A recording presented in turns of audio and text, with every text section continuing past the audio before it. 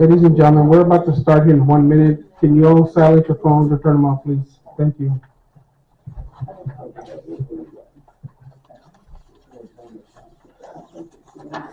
Hey there. I don't know if that's prettier than what you had exactly the same. Yeah, okay. No, All right. unless something happens, I Okay. All right. Hello.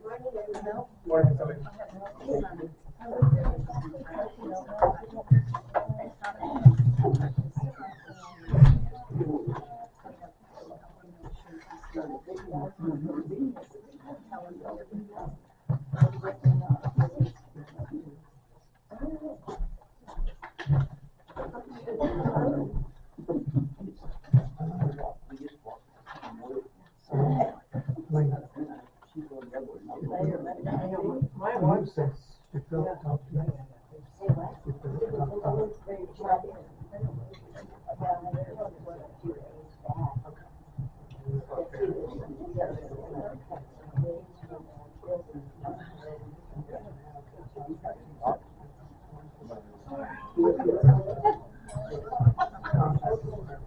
Good morning, it's 9 o'clock and we're going to start our meeting now. Welcome to this month's board meeting. Can you hear me?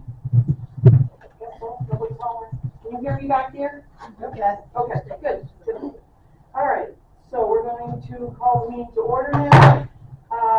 Let's do our moment of silence and our pledge of allegiance.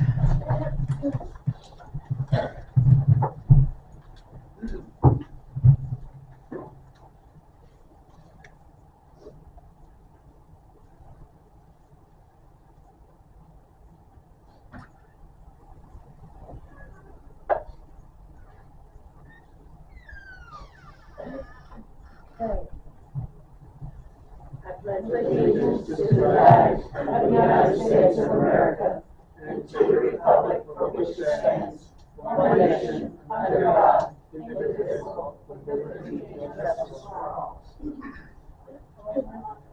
This flag, I pledge allegiance to thee, to Texas, one state, under God, one indivisible.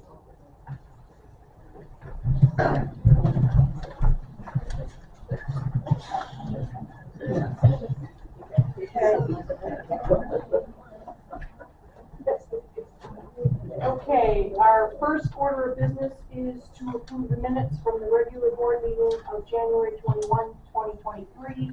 Has everyone had time to review them? Yes. Okay, all right. We need a motion to approve the minutes. Who would like to do that? There are discrepancies. Okay, all right, then let's Correction. do that now then. Okay. Under the community council report, the president is Barbara McFadden, not Kathy Worm. Wait a minute.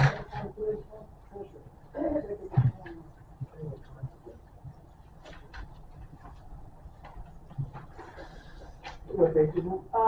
It's, who is it, Barbara McFadden? Yes. Well, that's what mine says. Okay, the original ones I got said. And mine says Okay, so let's, no, So you have your. I have a good one, yeah. Okay. Okay, next one? And that, the secretary is Marcia Kaufman, not Kathy Worm. Is that also correct on them? I have.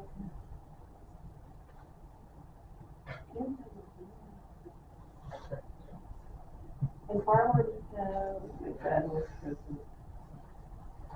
well, this now says right here, says Kathy Worm is now president.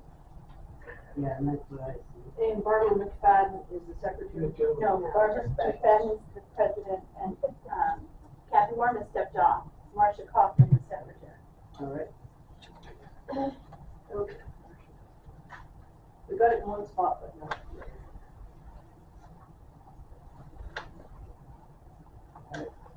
Okay. Right. Anything else? Yeah, discussion item number 6, well, 6, 7, and 8. Those are my discussion items, so they all kind of were grouped together. It says,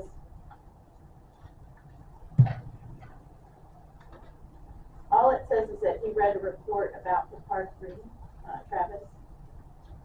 I have the actual email. I'm gonna give it to You're you. gonna give it to Julie, okay. And the discussion was on, which I read, was on a process for maintaining and restoring the historical district and historical buildings. And this doesn't say anything about that. So 6, 7, and 8 are all your discussion items, and there's nothing here with that. Well, definitely not in the first section. In discussion 7, it says something about having a special meeting on the swim park, and we didn't have a special meeting.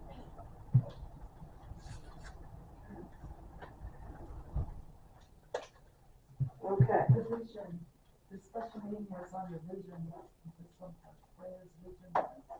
Well, Special meeting, But you mean the one in August of last year? whenever it was. That was the punch list, the entire vision for the 4th that was never Wasn't finished. the swim park part of that?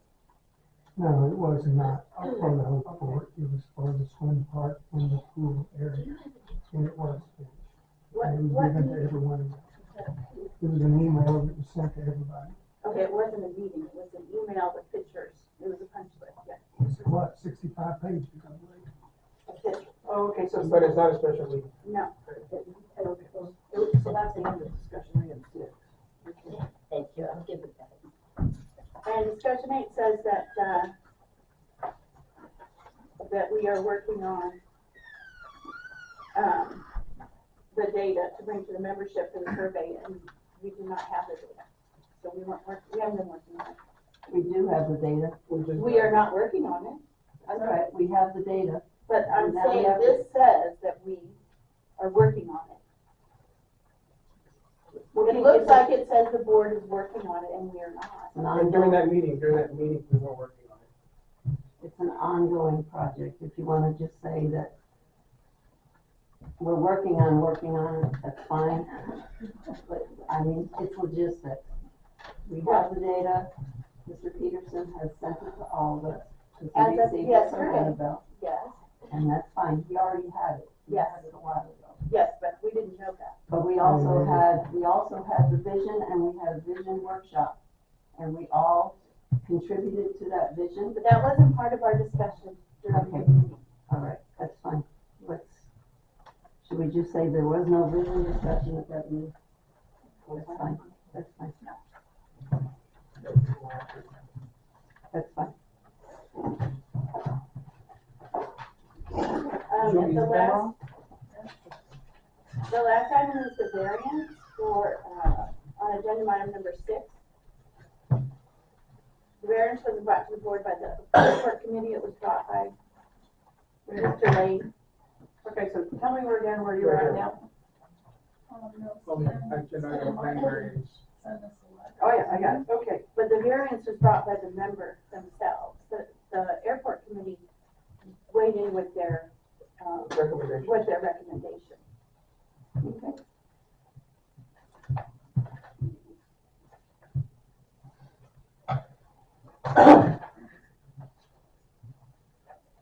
That was all I had. Okay, makes sense. Okay, are we now prepared to vote on the minutes? No, they have to be corrected. So we won't do it, we'll do it We'll for do it next next week. month. Or either Wonderful. once it's corrected.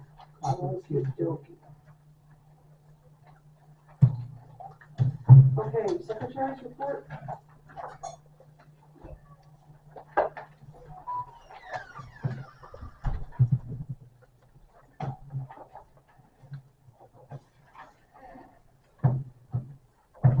Okay, I have 2 pieces of correspondence.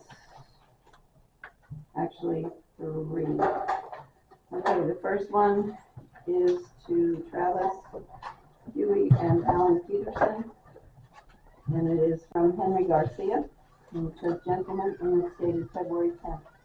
"I submit this letter at the request of some members of Fort Clark Springs Association. This is regarding the matter of closure of East McLernan Street during 4 o'clock days for the purpose of having a street dance.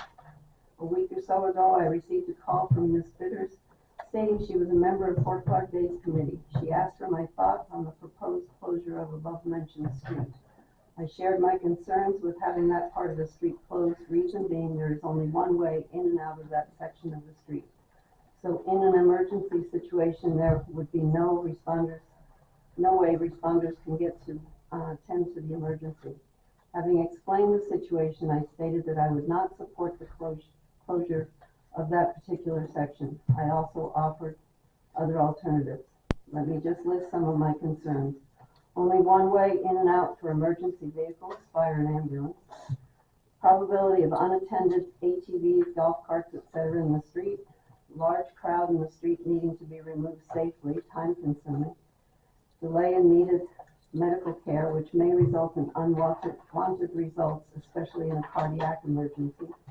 In case of fire, would impede the placement of fire apparatus in proper locations, thus placing firefighters in an unnecessary, unsafe condition. In fire and medical emergencies, time is of the essence. Lastly, as the emergency management coordinator for Kinney County, one of my responsibilities is to mitigate potential hazards and unsafe conditions for the protection of the citizens and general public. And this is one of them. So if the question is do I support the closure of this particular part of East McLernan Street, the answer would be no. Henry Garcia.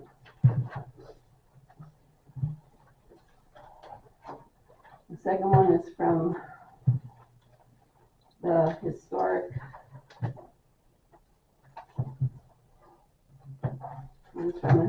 Society, and it was signed by Russell and his committee. It was dated January 30th, and it was to just the board of directors. We all received a hand-delivered copy. We, the board of directors of the Fort Clark Historical Society of Kinney County Incorporated, write to urge that Fort Clark Springs Association take an action we believe to be vital for protecting the historic integrity of the fort. Specifically, we believe a policy and procedure should be adopted that defines the circumstance and method by which the historic buildings and grounds can be altered. The Historical Society was created in December 1979 pursuant to an enthusiasm of Fort Clark Springs Association for the fort's history and the preservation and restoration of the fort's historical architectural integrity. That same enthusiasm by Fort Clark Springs resulted the same month in placement of the Fort Clark Historic District on the National Register of Historic Places by the U.S. Department of the Interior. For more than 40 years, volunteers to the Historical Society have stepped up to spend enormous time and money to fulfill our charter purpose as intended by Fort Clark Springs. We step up now to express our concern about changes being made on the fort which are impacting historical architectural integrity, again quoting from the Articles of Incorporation of the Historical Society, and undercutting preservation of significant historical districts, quoting from the bylaws of the Historical Society. We have two distinct objections. Changes are being made to the historic appearance, sometimes without any apparent necessity or even benefit. Most important, there does not appear to be any clearly defined procedure for making such decisions, even though they result in permanent alteration of the historic integrity. It may be helpful to focus simply by way of example on one recent change to illustrate our two objections. Lines of trees have been planted on the historic military parade ground. The clearest illustration of our concerns is to focus on the line planted on the west side of the south half of the parade ground from the burned out old headquarters building to the tennis court. This line is in parallel to a line of live oaks alongside Colony Road. The line of new trees is hardly visible from Colony Road and it intrudes onto the area of the parade ground. What is the purpose of this intrusion and resulting alteration of the architectural integrity of the parade ground? What is the perceived benefit that comes from this alteration? In conversation with some Fort Clark Springs board members, we have been informed that there was no board decision or even consideration of placement of trees in specific locations prior to this action. Who has authority to decide to alter the historic architectural integrity of the parade grounds? It appears that there may not be any defined answer to that question in existing policies and rules of the fort. We believe there is an urgent need for you to adopt a policy that defines who can make decisions to permanently alter the historic buildings and grounds and how they must go about it. As you know, there is considerable member discontent about various recent actions. While there may be room for reasonable minds to differ about the merits of any particular change to the appearance of the fort, there can be no reasonable disagreement about the importance of defining clearly the process by which such alterations can or cannot happen. While it is inevitable that some changes will, on balance, be advisable, even though historic integrity is impacted, such determination should never be done unilaterally. At a minimum, coherent board decision is called for. Because preservation of the historic integrity of Fort Clark is squarely within the founding charge of the Historical Society, we urge that any policy procedure promulgated by you include a formal method for consultation with the Historical Society prior to board decision. And under certain circumstances, which should be clearly defined in the policy procedure, we believe opportunity for member input should also be required. Example, by a town hall meeting. We stand ready to help in any way crafting the urgently needed policy procedure.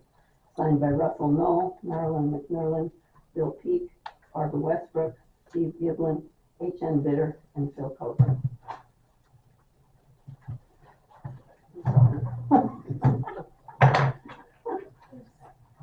That's not.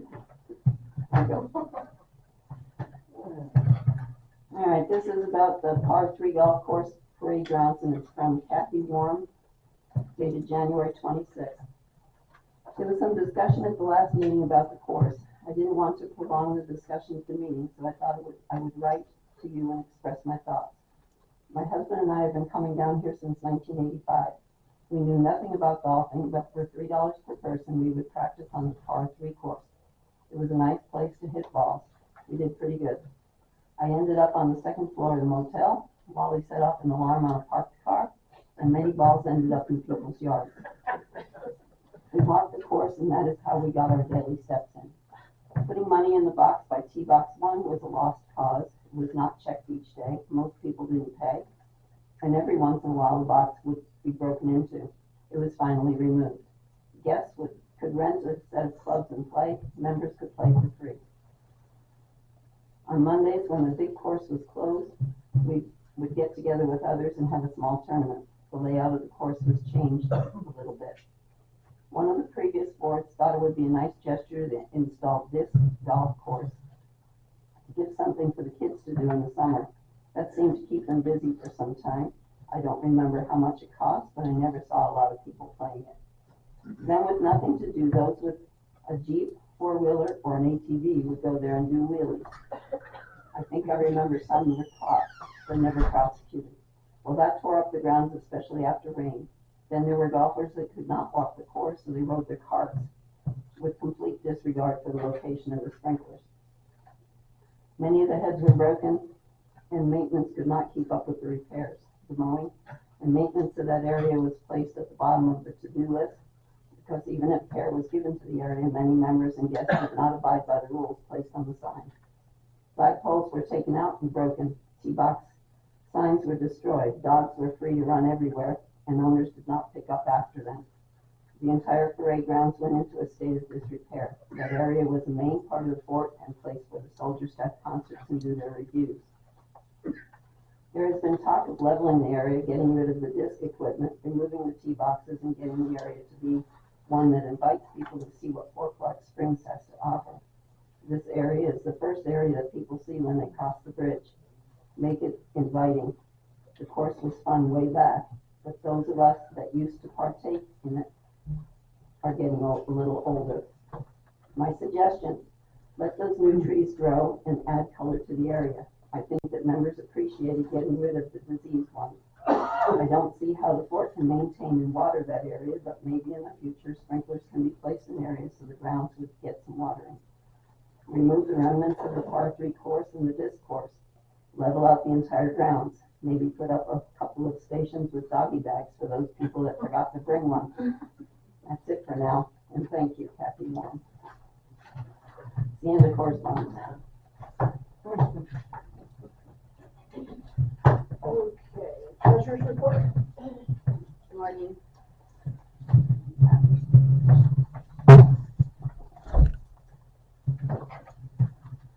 Okay, this report is for January. Our motel revenue is down from last year, but obviously we don't have the same DPS and others here, which is the reason why. Our revenue, so this month was $28,621. The RV revenue for this month was $24,271. Our total income for the month of January is $229,020. Our total expenses was $211,610, for a net income of $17,410. Year to date, our income is $853,268. Our total expenses is $833,595, for a net income of $19,673. Set aside for preservation is $32,927. The total in our bank accounts is $522,489,000. And from that restricted fund in the last month has been to finish the washer dryer install for the motel and work on the motel rooms. And that's all I have. Okay, the general manager's report. Okay, first I'm gonna go ahead and address some of the issues that already come up. For those interested, I did find a budget for our golf course and for the par 3 maintenance. It goes back to in 2001. The golf course in 2001 was budgeted for operations $157,961. In 2023 equivalent numbers, that's $266,954. Last year, our actual expenses was $154,390. The budget for the par 3 maintenance, 2001, $44,763. Today's equivalent would be $75,650. That's why the par 3 was decommissioned. Commissary street dance, which seems to be our newest time allotment for what I have to do. When originally asked, I stated it would not be done because, number one, it is across the horse farm. Anybody knows horses, loud noise would not be good for horses, especially young ones. The road is a dead end and there was no emergency access to residents. We obtained our beer and wine license for the butcher block. I was then told that the stable owners and residents in Unit 1 had been spoken to and they had no problem with having a band and street dance on McLaren Road. After checking with multiple stable owners and Unit 1 residents, they say they had not been spoken to regarding a street dance. I then spoke with Henry Garcia and presented him with the situation and he felt like it should not be held there.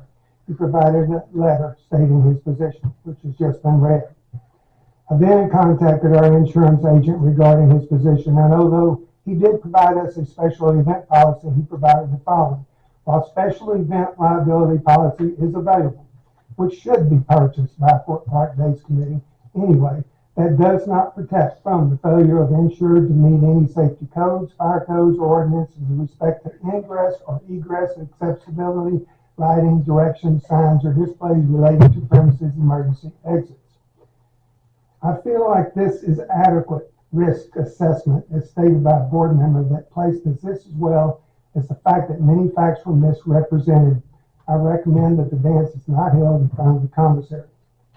My job is to give the board information in order to make decisions for the best interests of Fort Park Springs Association, not individuals, committees, or special interests. This is made harder by committees or individuals that feel like they are special, or as was stated many times in the last 2 years, well, it's never been enforced before. Or one of my favorite, we've never been sued for this before. When I came here, FCSA has multiple claims or litigations in recent history. Because of our multiple claims, we are unable to get insurance and we're in a high-risk pool. We are now getting to the point that because of low loss runs, actually no losses in the last 2.5 years in recent history, we can actually send out a proper RFP, which is a request for proposal, and possibly get more affordable insurance. We have taken many steps to alleviate risk, gates on the trail, dangerous steps being reconstructed in the motel buildings, and steps to the pool being removed, as well as implementing procedures in the hunt, security, and maintenance. The question is historic. What is historic? Where is our 5-year, 10-year, or any plan of operation for improvement to our properties or grounds? How is it going to be paid for? History of the FCSA is it actually sold to historic buildings to private individuals. One in 1997, which is a pro shop, and one in 2003, which used to be the FCSA General Manager's office. These are our historic properties.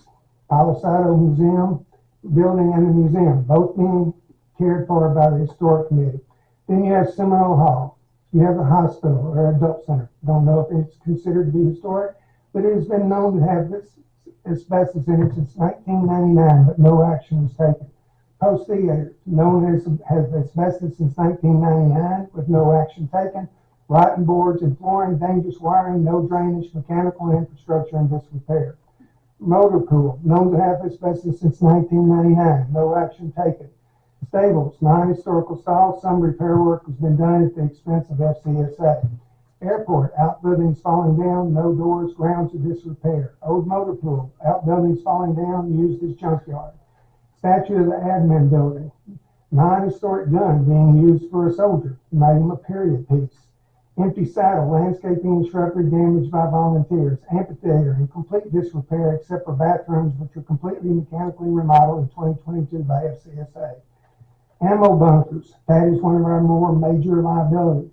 Dickman Hall, FCSA reopened the bar, but only 3 out of 7 HVAC units work. No historical plan exists. Admin building, bottom floor operational, upstairs used as storage and complete disrepair. No plan exists. Bullis Hall now has been remodeled for guest rooms. Reserve study being done by management. Patton Hall now has been remodeled for guest rooms. Reserve study being done by management. Surface Club Preservation Committee has preserved the outside. Done a great job there. FCSA has replaced HVAC systems and ductwork. McLaren Bridge, FCSA maintenance staff has replaced and repaired the walkway boards. Pool and Springs, repair work done by the Las Morris Restoration Committee. The spring and spillway repair work was done by FCSA maintenance and FCSA funds. A complete punch list for all that area has been given to the board on what needs to be done. The question is task force first committee. Whereas committees are typically defined as organizational bylaws, charters, or other formal document, task forces are created as an as-needed basis. I agree with the historical people. We need to come up with a plan, but it hasn't been done for 20-something years. So where are we going to start? As an example of our task force, our accounting task force, which consisted of Jim Race, Alvin Reagan, Lisa Vale, and Chris Race, which was later added because the volume of data was needed to be inputted, and the deadlines were set for the task force. This task force has identified deficiencies in our accounting procedures, transferred all member accounts from the Infamous Black system to QuickBooks, helped our accounting department reconcile accounts. Because of their efforts, we're now able to work with accounting firms in completely straightening out our books in an affordable way and get a proper audit. Our audit will be late this year because our auditor retired and the person that replaced him quit. So we're having to find a new firm to help us there. I do have bids on that. Landfill. 2 quotes have been obtained and will be presented. Quotes needed for obtaining closing the existing sale. Like I said, in accounting, because our previous accounting retired and replacement quit, we're having to locate a new accounting firm to do our audit. Our firm in Uvalde cannot get it done until June. I now have quotes from another firm that wanted to do our accounting, also do our audit. They have interviewed and information has been provided to the board. The motel, because of the new laundry equipment, we are now able to progress in upgrading our linen and room presentation. Golf, weather has helped present bringing out the grass out of dormancy a little earlier than normal. Hopefully our irrigation and our fertilizer will work as we hope and feel like it will. Security is renewed focus on making sure proper stickers are on cars entering the port. Hunting and trapping. Hunting season will end February 28th. FCSA will offer member hunting through the first 2 weeks of March for axis deers. Contact the port for normal compliance. The trap on Highway 90, which I'm sure everybody has seen, was damaged by a recent storm, will be repaired Sunday. It is very easy to make decisions for each special entry. Seems like most people don't care, but the future of SEA, I think, the hard decision must be made and planning needs to begin. I have watched in recent months where many creative and motivated people have presented exciting options, only to be shot down by very negative and non-productive comments. I usually don't see these people on committees or volunteer functions. I've been told that that's just how it is at Fort Clark. Maybe it's time to change and work to improve rather than tear down. Thank you.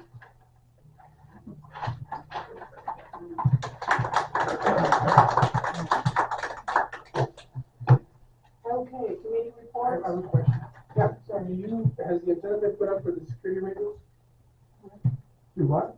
The antenna been put up? The weather prevented him from getting up there that day. I couldn't hear the question. The question was, we're supposed to have an antenna put up on the water tower for the security to have radios. Last month it was gonna be put on the Thursday after the meeting, but a whole month's gone by and the weather has prevented it from doing it. Okay. That's what the person told Mr. Peterson. What's that? Nothing more. Okay, airport committee? Do we have a report for the airport committee? Yes. First one.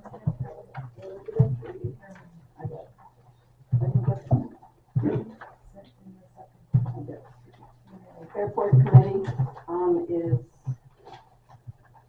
for February. 3 guests flew in over the past month. The windstorms brought a lot of loose trash onto the airfield. We want to offer a friendly reminder to please secure your trash, as when it gets on the airfield, it is hazardous to the aircraft operations as well as the animals. We are working with the general manager to treat the mesquite on the airfield and are hopeful that the projected plan will minimize the presence of the mesquite on the overgrown areas of the fort. Stan Martin, Chairman.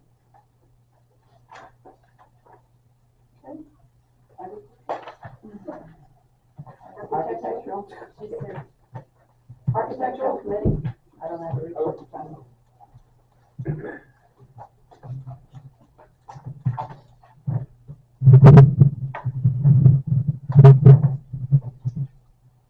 Since the board meeting on January 21st, our committee has approved 2 permits and rejected 1.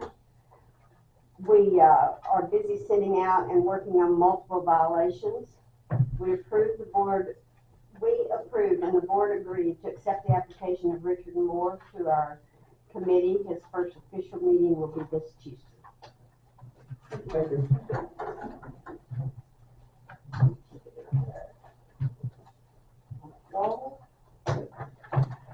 The golf committee, this is from Katie Brown. The golf committee spent $700 in the last month on fertilizer for the golf course. Currently, the committee is going out for sponsors for the 34th Les Morris Golf Tournament. We welcome volunteers in various capacities, anyone wanting to have a fun weekend meeting, lots of nice people from many areas. Please step up and volunteer. We will also be asking for people to provide desserts for the meal following play on Saturday night, March 18th. This event provides the two scholarships for the ISD seniors. So please consider helping out if you can. The end of the month scramble will be February 24th, weather permitting. Respectfully submitted, Katie Brown. Preservation?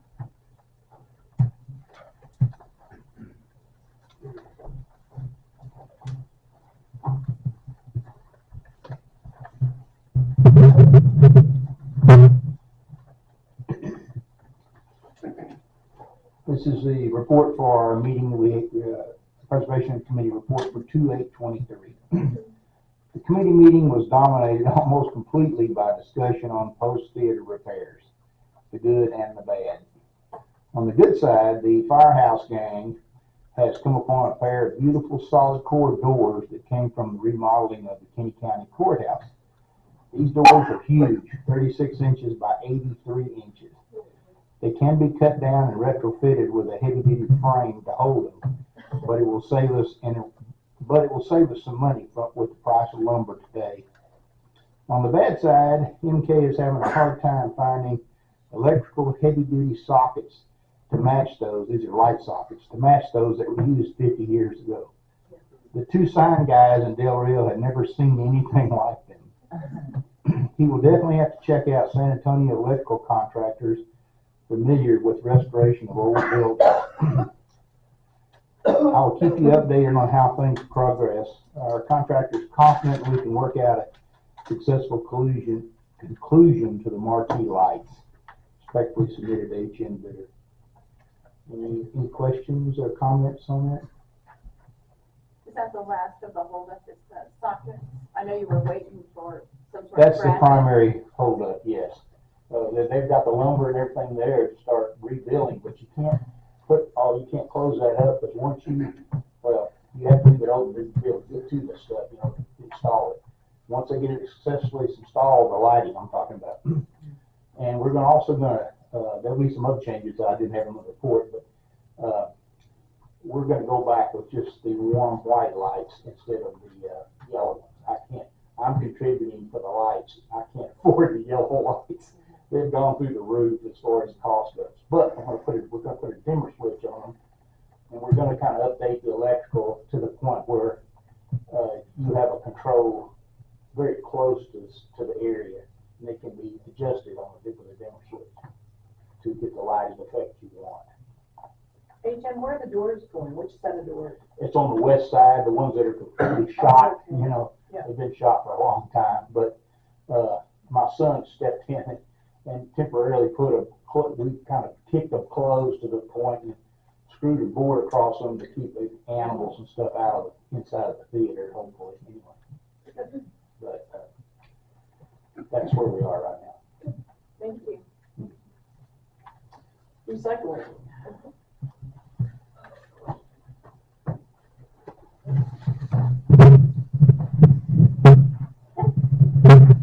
Good morning.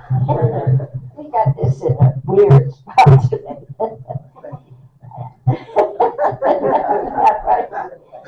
Well, the good news is we repaired the forklift. We had Reno's Rentals mechanics took care of that. Four leaks. The pins, the forklift was sliding, so we got pins in that. They took care, what did we get? 3 cylinders. I don't know about machines, so 3 cylinders, and replaced a hose, and that took care of the leaks, the 4 leaks. Okay. The cost was $37.89 and 98 cents, and we're so grateful to John Wiley, who gave us $2,000 to cut that price. The Fort then only paid $17.89 and 98 cents. So that was great. The other thing, John also took the forklift to Reno's Rentals in Uvalde and brought it back. So that was super generous. I mean, it's a real production. I watched it. It probably took an hour to get the forklift on the trailer and make it safe to drive. So the next thing, okay, we'll probably be able to ship in maybe a couple of weeks, because we have now 25 full boxes that we need to get rid of soon. And but we have to wait until we get 40. So, and then we've got 5 bales of plastic ready to go too. So hopefully that's going to happen in the next couple of weeks. We'll see. course, we always encourage more people to recycle, so we get this stuff done. Okay, the next problem is when we buy a baler, I have the funds for that, so it's not going to be part of the port's bills. The baler company, and it's going to be refurbished, has to drive it here, and it's up to us to get a forklift strong enough to get it off his truck and put it into the building. So it turns out that the forklift that we have is not feasible to lift 5,000 pounds, which is what the baler is. So to get it off the 18-wheeler, we need a different forklift. Reno's has one, and the cost would be $275 to rent it. And apparently, and also $270 to deliver it. That's not counting tax. And I'm gonna, again, go to community council for the tax-free 501c3, which, by the way, we saved $313 on the forklift charge because it was no tax. We also saved $29 tax-free for our new pallet jack. So thank you, community council. Okay, so the problem is us getting the baler out of the 18-wheeler that comes. Our forklift has what I learned as pneumatic tires, which means you put air into our tires. It's not strong enough to lift 5,000 pounds, so we have to rent this thing that has tires that look like rock. I mean, I saw one and it's like no air, but it's strong enough to lift that kind of a thing. So that price will come from the award that I have to pay for the baler. So that's not going to be on the port, the $600. So, but first, first things first, we need a building to put the bales that we're going to be baling into. And so that's, the Ford is working on that. And I understand we have some bids out for a building or whatever we need to get things done safely. So that's the story. Well, first things first is get a building, then I'll get the baler and the forklift to lift it. So that's, I do have $10,500 to spend. So that's, anything else?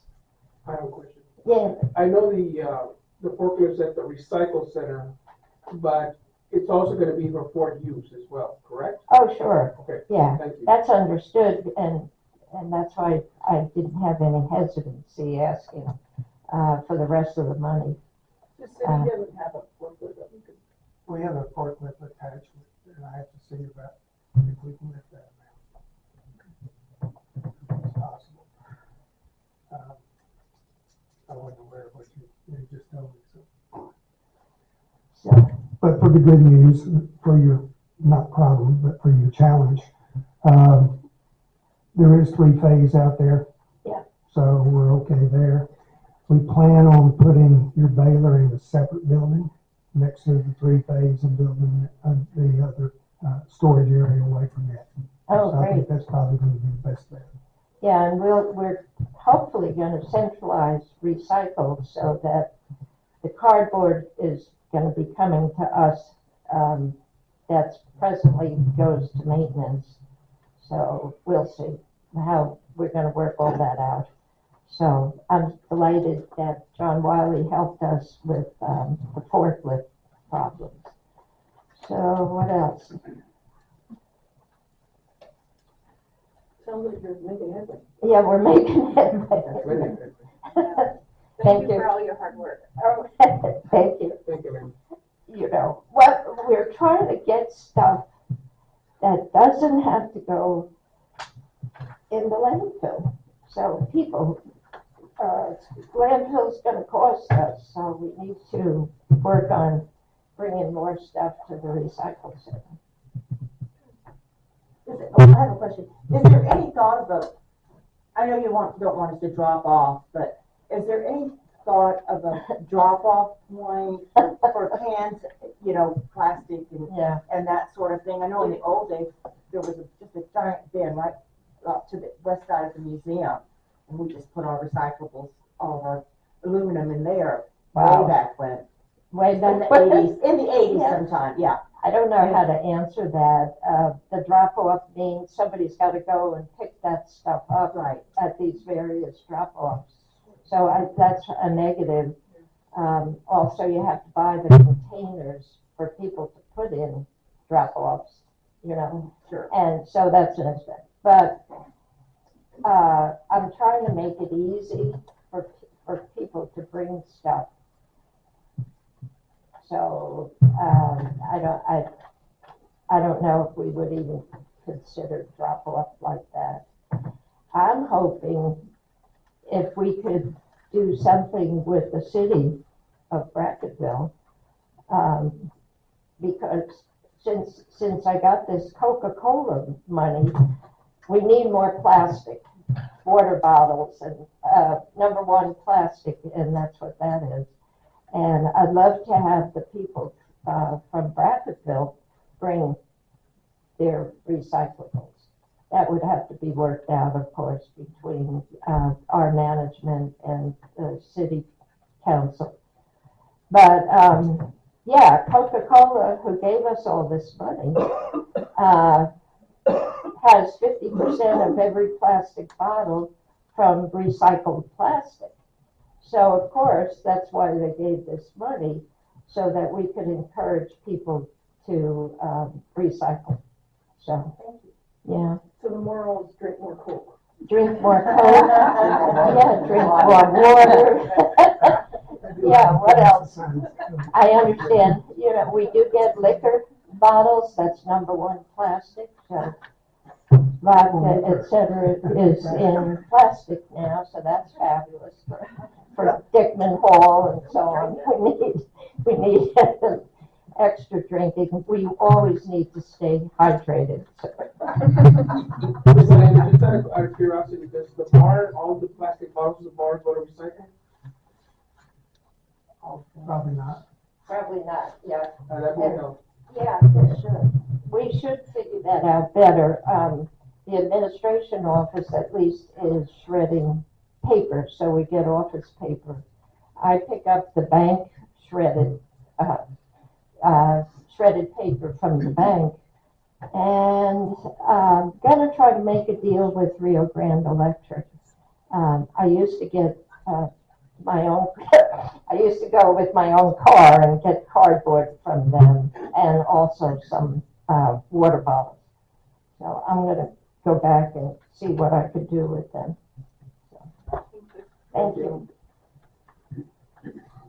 Okay, Lost Morris Restoration Project. I spoke with Chris Hale about 2 days ago. He asked that I convey that at this point in time, they do not have a report. Okay, recreation.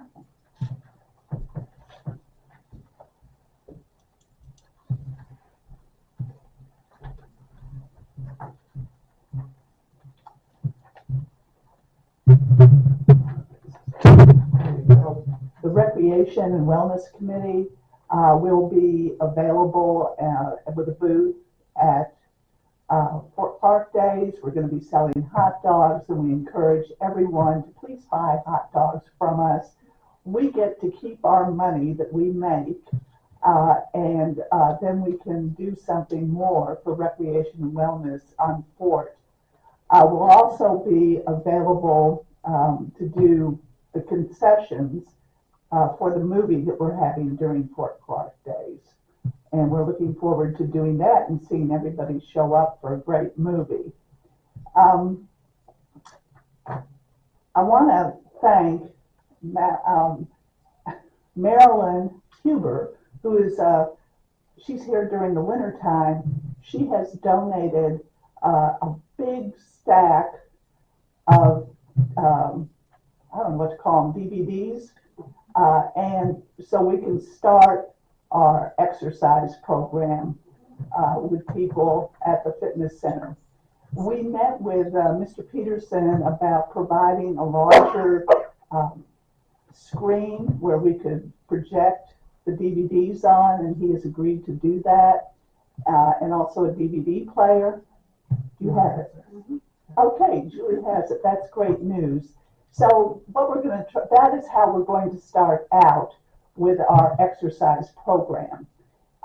And it will be free, but that we don't have the money yet to pay instructors, and that's why we're raising funds, so that we will be able to do that. We do have another bus trip coming up. Our last one, and that was our first one, was very successful. Our second one will go to Seminole Canyon and also Judge Roy Beans. It'll be a shorter trip, and people can bring their lunch with them. And we're looking forward to doing that. And what else? Do you have a date for that one? We don't yet. What we have to do is we have to hear back from the bus company so that we can cost it out. It'll be in the spring. I don't know when it's going to be. It may be, we're almost at spring, so yeah, I would think so. And then, let's see, we got to meet in the green room. That was the first time I've been in the green room, and it was a wonderful place to meet. And I hope I'm not stepping on any toes of people who are golfers, but I mean, it was just fabulous to meet there. And afterwards, a couple of us decided to go into the pro shop area. I've not been there for 3 years myself, and it was beautiful. I mean, if y'all haven't been in there, it is just so welcoming. There were little decorations on every table. It was clean. The staff was wonderful. And so we had a beer there, which was less expensive than going to Dickman Hall. I think it makes sense. Yeah. So thank you for making that available to everyone. Also, I want to thank Ms. Peterson. I want to thank you for meeting with us. We found you very easy to work with this committee. It's been very helpful to us with your open door policy. Okay, thank you. Thank you. And last but not least, the election committee. Can we defer to the agenda item? Yeah. Oh, absolutely, if that's what you'd like to do, sure. Okay. It's on here? Yeah. Oh, yeah, okay. All right, now, community council.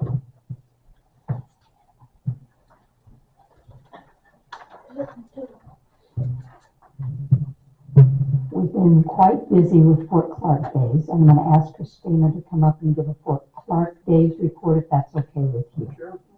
But at our last meeting, it was primarily a very short business meeting. We adjourned and turned the meeting over to Allison Watkinson, who had the forum, and there were 26 people signed up. I don't know, it seemed like there were more people in the room, but 26 people signed up, and I thought it was very informative. Can I turn it over to Christina now? Thank you.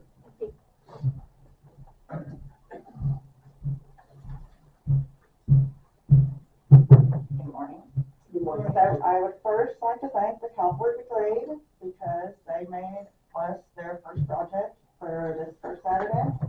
We got the commissary cleaned out. It looks amazing. We have since gone back in and reinforced the bar, cleaned it, polished it, polyurethaned it, waxed the stage, and replaced all the curtains. KBM went in yesterday and washed the windows for us. Maintenance has been in and made sure the toilets are working, sinks are working, repainted the red caution stripe along the sidewalk. So the commissary is looking great. We've also started to clean up at the theater just this past week, so we've only gotten into the entry. We are now, if we have not reached or exceeded or very close to $13,000 in sponsorships.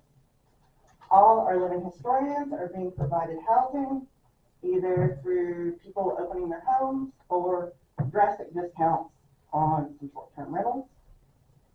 We have over 100 confirmed volunteers, I believe 80 confirmed musicians, over 18 arts and crafts vendors.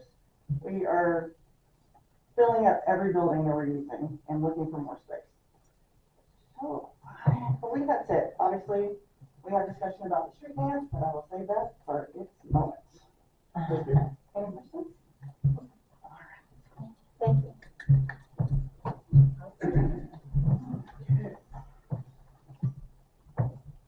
Okay, we're going to pass over old unfinished business. That's not to be discussed today. We have had 2 email votes electronically amongst the board. The first one was approval to pay renewal of general liability insurance. And the second one was the approval of new architectural committee member Richard Moore. Does anybody have anything they want to discuss on that, or we're all set? You may want to enlighten people why we're renewing our liability insurance in the middle of our policy. This is because one of our insurance policies dropped this last year, and we had to renegotiate in the middle of the year. So this was renewing a new policy in the middle of the year, but it's still a yearly renewal, so that's why we had to do it this time. Any questions? Okay, we're moving on to discussion items. Number 1, develop a process, a policy for changes, alteration of historical and common property. And,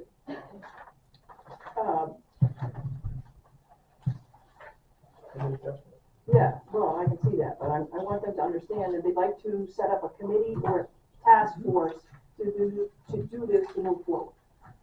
So, who wants to start the discussion? Are we going to do it, or are we going to open it up? Let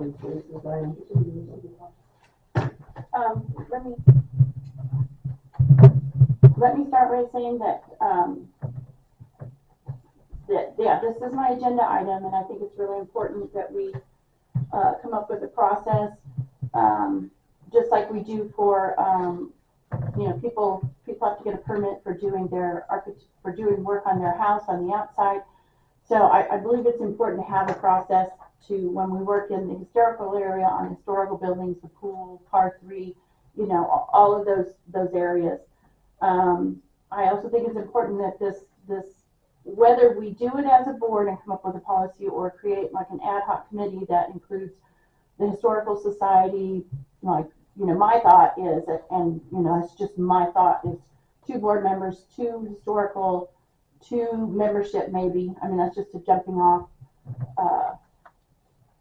point, but I think that this is something that we need, and it's important to preserve our grounds.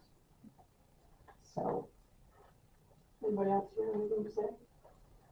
Well, as I said, I don't think we just need a committee. I think we need to set what is historical and do a plan for every one of the things that you think is historical. Whether you're going to build it into something or going to sit there and let it sit empty for another 20 years. It has to be addressed.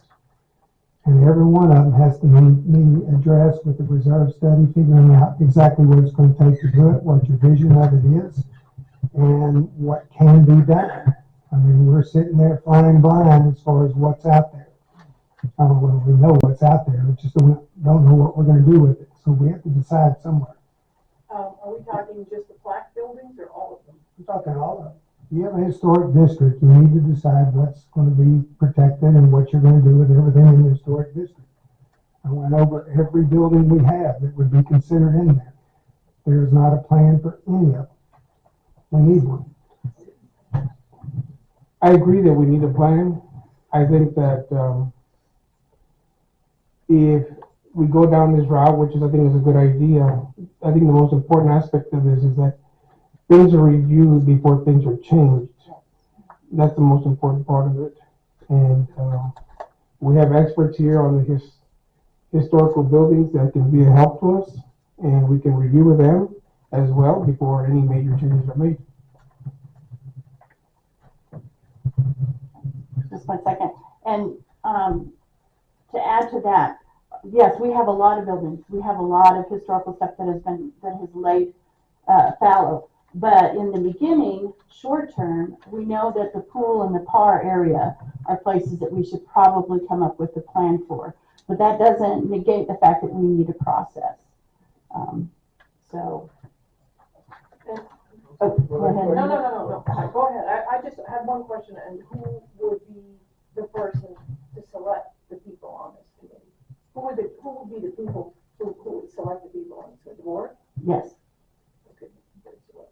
All right, go ahead. Who are you going to? People can submit their names, and we can make a decision. Russell is in the back. Yes, I'd like permission to address the board, please. Please. Come on in, Russell.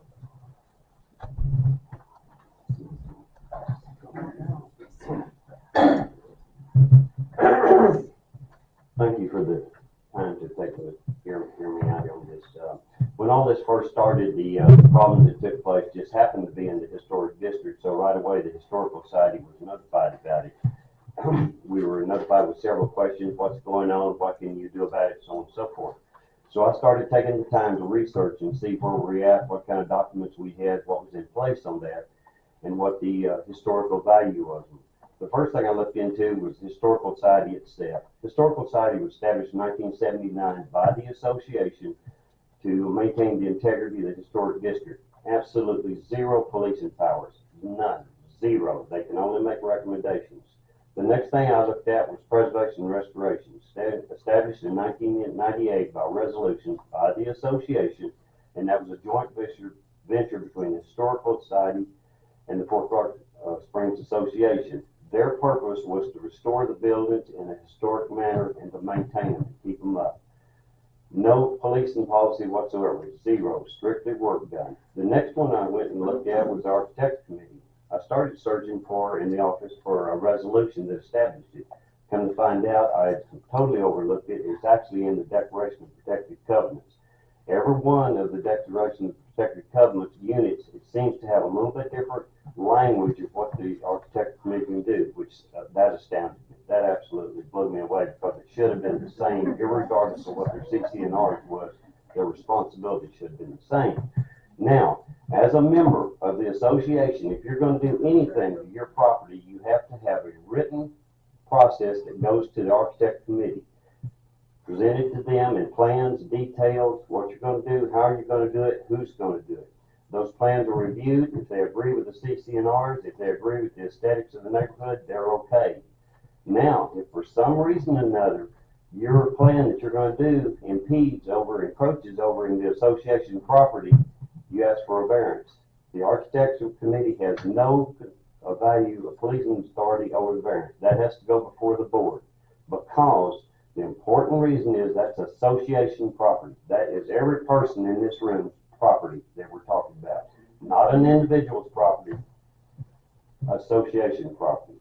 Now, usually a variance is agreed upon because it's very small and very minor. I never was in big favor of variances myself, because Joe over here gets 10 or 15 feet, Ed over here gets 9 feet. Pretty soon there's 250 feet or so taken away from the property there, and the association is still paying taxes on those properties that's being used as private property. I think variances into encroachment in property is ridiculous. Now, the things that have been taking place here in the area, we can just completely disregard historic. That has nothing to do with it. We're talking about association property now that is being destroyed, tore up, remodeled. I mean, we could use 100 different variations of what's happening to it. So there's where there is absolutely no control. The general manager, the maintenance manager, the golf course manager can do whatever they want to any of these properties, and the best thing you can do is give them a verbal reprimand. You have no documentation whatsoever to do anything. If you fire them for it, you're going to be sued, because you have no documents to back you up. Ridiculous, absolutely ridiculous. It's in your benefit to do something about it. Russell, how do we get to this point without the documentation? I think we just, it's always been, Ms. O'Brien, it's always been, well, they'll do the right thing, well, they're gonna do the right thing. It's just the luck of the draw. You know, I understand that some places we've got as far as we have with what we have, you know, it's pretty amazing, so. Now, with that said, pretty soon you're all gonna have to go into executive session. You've got quite a load on your shoulders to have to burden this, to come up with a plan. There's three things that I would like to request of you, let me restate that. There's three things I'd like you to consider in executive session. Number one is, as soon as possible, adapt some type of resolution or document to put control over, not necessarily or not entirely the historic district, but all association properties. No management, board member, anybody can do anything to association property unless there's a policy in place to do it. Now, number two is halt all work in the historic district and association property until such program is adapted. Let's see, I had number three. Number three, the big concern to us right now is 19 trees planted on the west side of the park on the parade ground over there. Those 19 trees are just absolutely worthless where they are. I would like you to seriously consider finding a better location for those. We've been driving around the fort. There's 100 different places where those trees can be of more value where they're at over there. So I'd like for you to consider those three items in your executive session. Second one, it's the second one. It's the second road. It's the one that's 56 feet. The roadway over there is 24 feet wide, and those trees are 56 feet over into the approach. Where on the other side over here on Fort Park Road, they're only 28 feet over. Measured them with my tape. I know, not speaking from looking out the car window. Now, when you go into executive session, you got a big load on your shoulders. This is a big decision you're going to have to make. You're going to have to make a decision between your voters out here, the people who voted for you, your loyalty to them, or your loyalty to an employee. So please, make a good decision. Thank you. Russell, just real quick, it's a total of 19 trees There's that you think 19. that you believe that are out of place. In my opinion, my personal opinion, I'm not speaking for anybody else. In my opinion, there's 19 trees that's worthless in there where they're at. I mean, there's a lot of better places they could be put, in my opinion. Anybody else? Thank you. Thank you.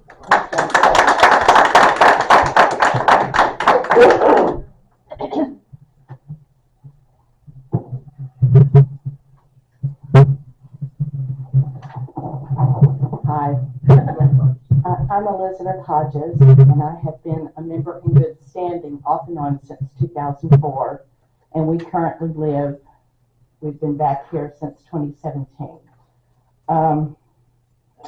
And we came back to this fort after being in where everyone wants to live is the Texas Hill Country. And we love this place so much that we came back here. And so know that there's a lot of passion in what I'm about to say, because we love the people and we love this place. So my first question is to the board only, and I'd like for each one of you to answer it individually. Who made the decision to use heavy equipment and bulldoze the parade ground? Ms. Rice? Mr. Peterson, that's his purview. Mr. Peterson? Mr. Peterson, sir. Thank you. And this is a question to Mr. Peterson. Who is the person responsible for the ultimate supervision of work on the parade ground that has caused scarring and has created roads? That would be me. Thank you.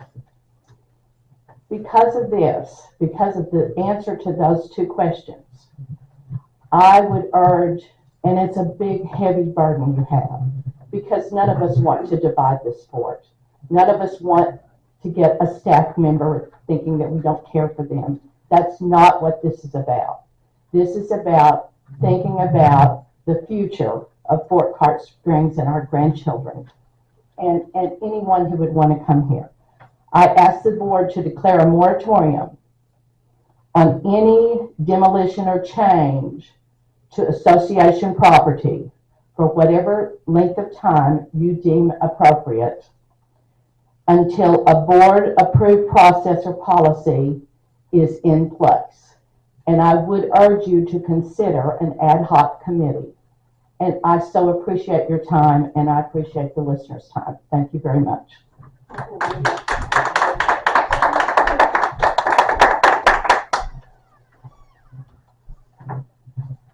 Sandy?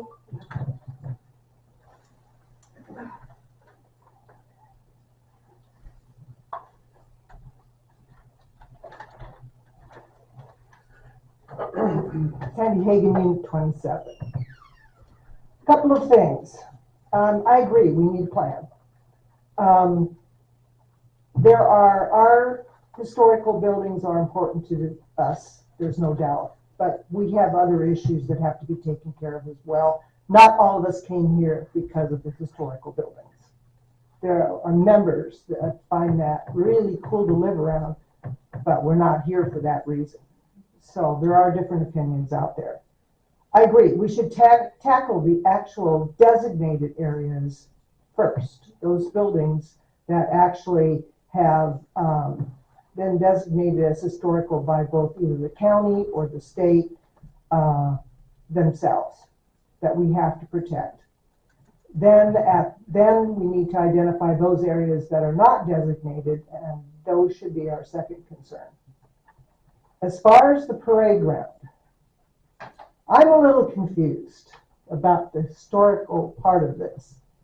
Number one, I think the Historical Society really should have been concerned about the integrity of the historical, yeah, maybe even hysterical value of the parade ground when they, or whoever, decades ago, allowed the par 3 to be constructed there. The par 3 changed the parade grounds.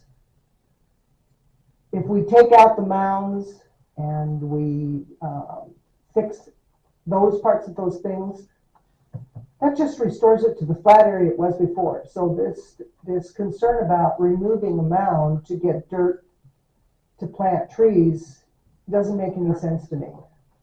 Okay, because if we were concerned about the historical value of that playground, then we should never have allowed the par 3 to be constructed there. At that point, I think Historical Society kind of lost its, control of that. I do agree we need to take care of our common property and that we should have a plan. Now, our governing documents actually say that we cannot sell or lease or build or do anything on common property without the voters being involved in this. But there are certain types of things that need to be done on our common property that we can't wait for policy to be put together on it. Those are emergency efforts, trees coming down, other storm damage, floods, whatever. We need to come up with a good policy, but we can't abandon our care of those properties waiting for a policy. Okay? There are some things. And by our governing documents, Alan really is the person that determines this. This is the daily operations of the fort. Yes. And actually, I think the trees are going to help that because right now it looks terrible. Now, I don't quite understand. There may be a problem with some trees being too close to the road as far as getting sufficient water or the heat from the asphalt. But I don't think trees are going to devalue that area. I think they're going to actually make it look better. So anyway, my thoughts. Personally, mine. Thank you. That disturbs me that the gentleman that brought this up just left when the rest of this discussion is happening. So, sorry. I have something to say. We have. Sorry, did Ben go? Okay, sorry, you can go first. Okay. Can I add something to that? He's involved in the auction in Fort Clark days, so I don't believe it's related to. Also, people can come and go. That's fine. That's fine. There's no restriction to stay here. I stand corrected.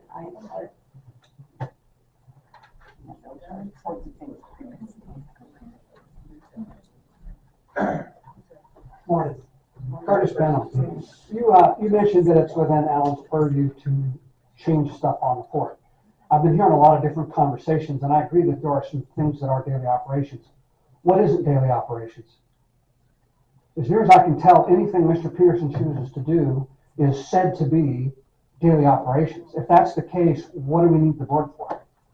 I think that's the question here. There are several. One of them is we need to have a policy to decide when Mr. Peterson or whomever can move forward on something. And I don't think we have that now. I think a lot of decisions are made at the employee level, and then you guys are left trying to explain them. Mr. Peterson works for you. You guys work for us. And I think that you all should be deciding on what is daily operations. And I bet you there's not a list that says this is daily operations and this isn't. And that's part of the problem. It is? Yes, there is. Is there? Tell me your name. Curtis Benham. Where is it? It says employment agreement. Is that publicly available? And is everything in the That would be HR. It's also in the bylaws. It's in the bylaws too. Okay, there's a lot of people that don't. And the entire board knows what those items are. Can you run them off 5 of them? I think communication is the problem. Oh, yeah, right. Well, so that they will know. So they will know. So they will know. So that's your Okay, opinion. all right, let's get back to the discussion. Did you have anything else? I think that the board should be in charge of some process that says that if work is going to be done or if a change is going to be made to what is considered a historic area, that there's at least communication between Mr. Peterson and the board, and then at some point, a decision has to be made at what level the community is going to be involved in. Because things are happening that the community is finding out after the fact. Oh, gee, somebody just took a bulldozer and tore up a bunch of stuff.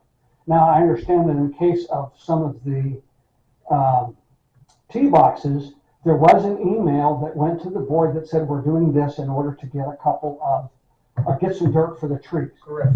Fine, but the scope of that work seems to have gone far beyond what that original email that even Travis or Director Huey mentioned. The things that were, he was at. no, you want to ask something. The things that were taken out were exactly circled, exactly the ones that came out. No difference, nothing else. So far, but it's been put out that the whole part three stuff, the whole part threes are coming away. So I don't think that was ever communicated. I haven't said that. You went to a men's coffee and said that you were getting rid of the par threes. You were asked about that. That's what started with that. I think I said it would be a good idea. No, sir. You said it was a defined. I was there. So were other people, and they said that's not what I said. I don't know that we've had that discussion with other people, but that's what I heard. There were about 10 people there. Yeah.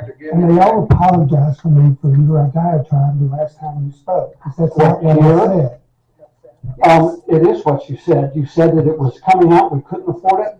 You threw a number out of $100,000. Now the number's $70,000, but it was $40,000. So there's an awful lot of information being thrown around here, and part of that is caused, I think, by the fact that the Point board. of order. Nobody gets up to the mic and just goes on their own personal thing with the general manager or anybody else on this board. Oh, please. Everybody does. Everybody has. You got to express your own opinion. I get to express an opinion. You express it to the whole board.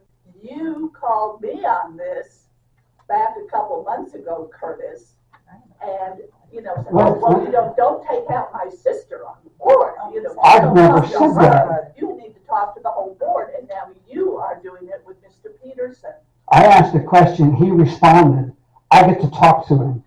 Okay? Do not get to talk to him if they don't want you to, because this is a board meeting and you are allowed to sit in and listen. And I was recognized, That is it. And I was recognized by the board. Let's just take this down. This is a board meeting, and it is our decision. Are you almost through with what you have to say? Yes, before I was interrupted in several areas, yes.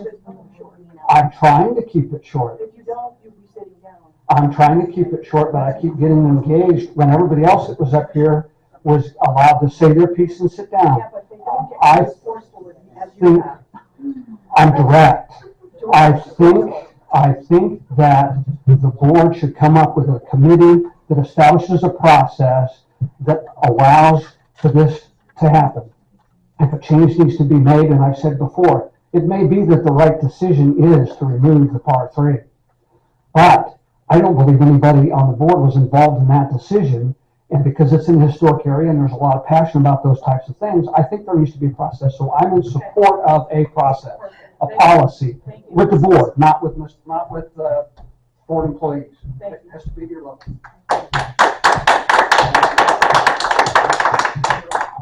My name is Bill Harmon. I've been here a long time. Number one, you don't need a task force. You already have it.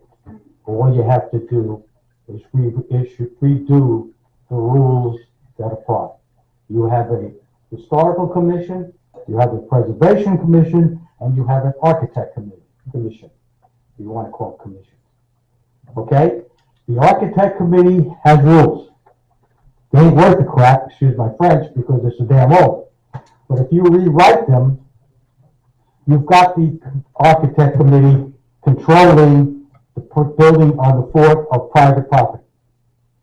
Preservation controls, what do you call it, the plaque property. On the outside. On the outside, right, exactly. And you have the Fort Clark Historical Commission, who can be in charge of the historical stuff. So what do you need a commission for? What do you need anybody for? You just got to straighten out the rules that exist, period. That's it. Thank you. Anybody else?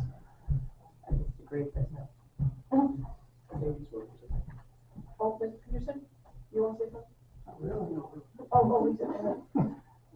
I would just like to say, I think we're losing sight of, this isn't about, to me, it's not about what's been done or not done, but that it's obvious that we need a process.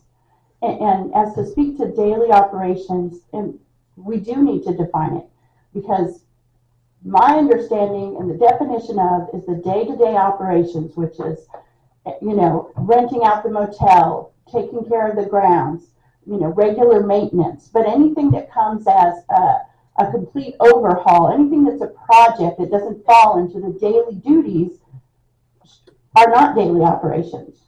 And there should be a discussion. There is no discussion. Maybe there needs to be, the daily operations just need to be redefined if they're in the. It's an employment agreement. Yes. The employment agreement does not trump our documentation. It doesn't trump the fact that ultimately, in the declaration, the board is given the responsibility of the grounds, of all of the grounds, because the members own the grounds, and we represent the membership. So ultimately, it is our responsibility.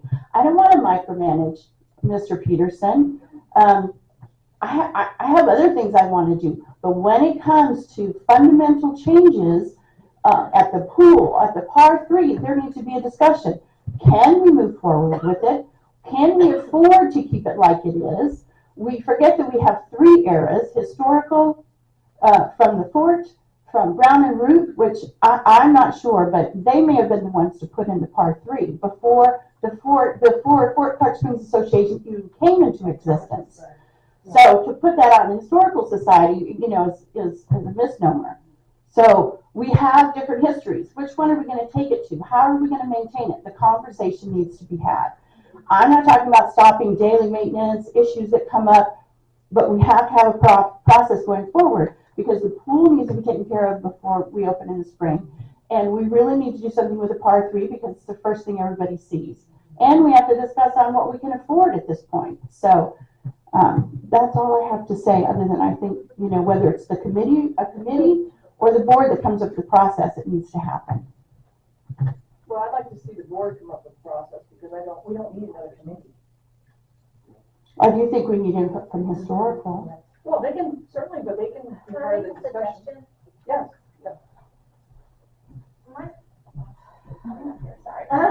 would be that it would help if the board come up with a committee.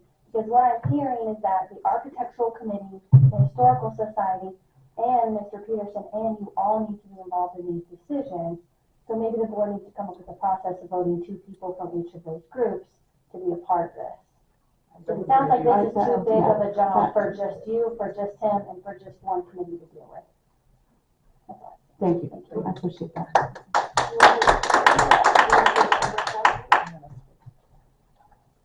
I'll just read this because I'll.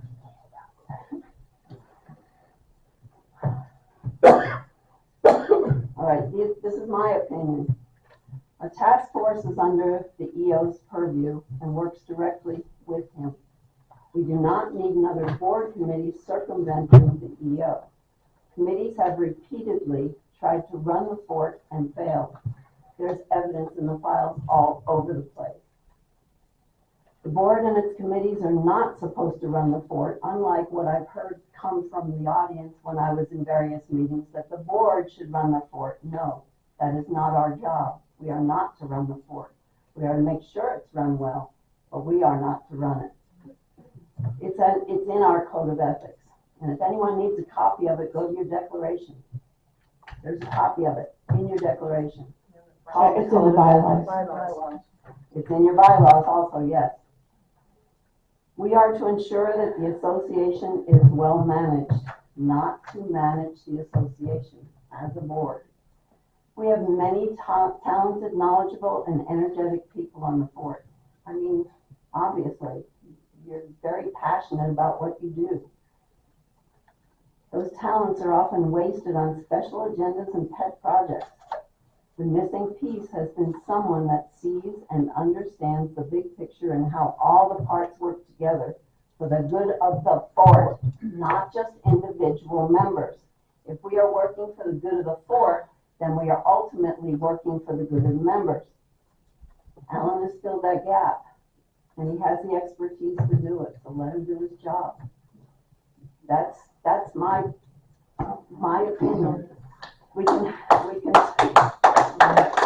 I will say something. I was not aware that adding another row of trees would be such a problem. Mainly because of the fact that the hole was set out there for 2 months before anybody said anything. So I sort of assumed that, okay, a tree on the square will look good. The reason I did the second row is because if you look at the first row, they're dying.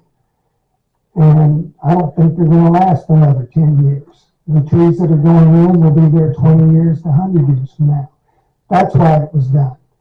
And no comment was made by anybody for the 3 weeks, the 4 weeks that the holes were already drilled before we planted them, or now since the 5 weeks since they've been there. So, it's a matter of, I made a decision. And if I need to take out 19 trees to make everybody happy, that's fine. But, that's just something, if you have something to say, and the person that made this statement had no problem coming into my office for the last 2.5 years until this came up. And he has not even contacted me. He didn't say a word. He basically did everything behind the scenes. And I have no problem talking to those people that come in there. So we can take the trees out. That's not an issue. I have 19 places I can put them. It's not a good time to do it, but it can be done. Like the approach. When you got caught stuff.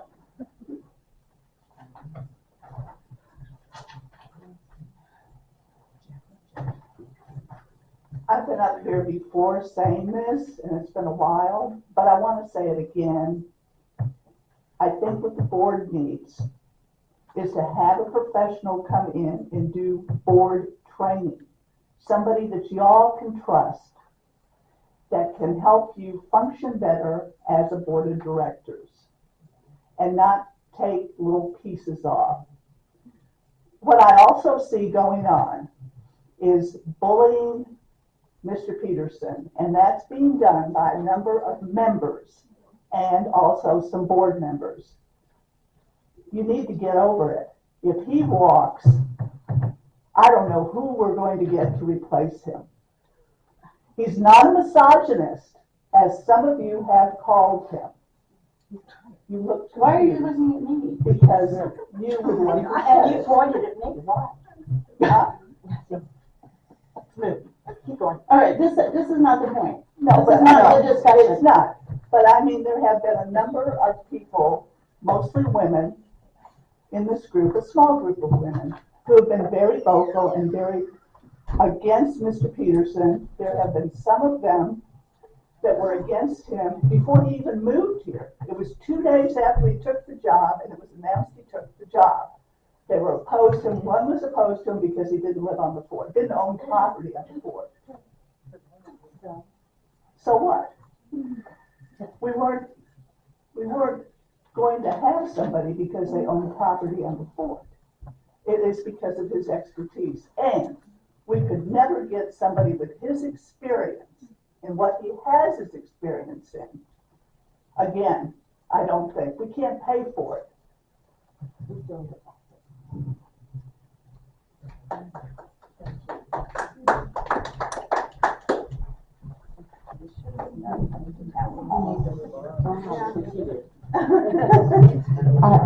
I hope I'm the last one to talk. And I hope I'm the last one to talk because what I see happening in this room is what I see happening in our world today. People dividing, people attacking other people, people making the assumption that you're after a person when you're after something that would protect and be better for the person who someone assumes is being attacked. If I were the person, and I have been in many cases in my life, I want a process in place so that I'm not blamed or pointed out, and Mr. Peterson agreed that he believes there needs to be a process in place.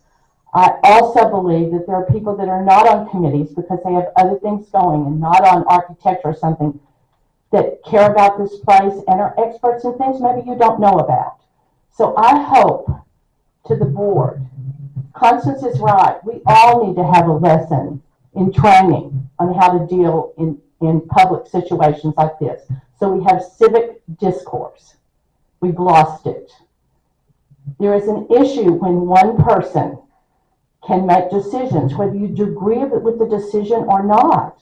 It's not whether you love the par 3 or you don't love the par 3. It's not whether it's that one person in our democracy should not make that decision about common grounds. So, Mr. Peterson, I have absolutely nothing against you personally. I have not been active in bullying anyone. I have felt bullied at times, but I have not. And I do never not want to do that. And I beg the board and put a heavy burden on you to consider putting a process in place that has nothing to do with this general manager or the general manager that's 25 years from now. It protects the manager, it protects the board, it protects the property, and it protects the membership. And thank you for allowing me to speak again.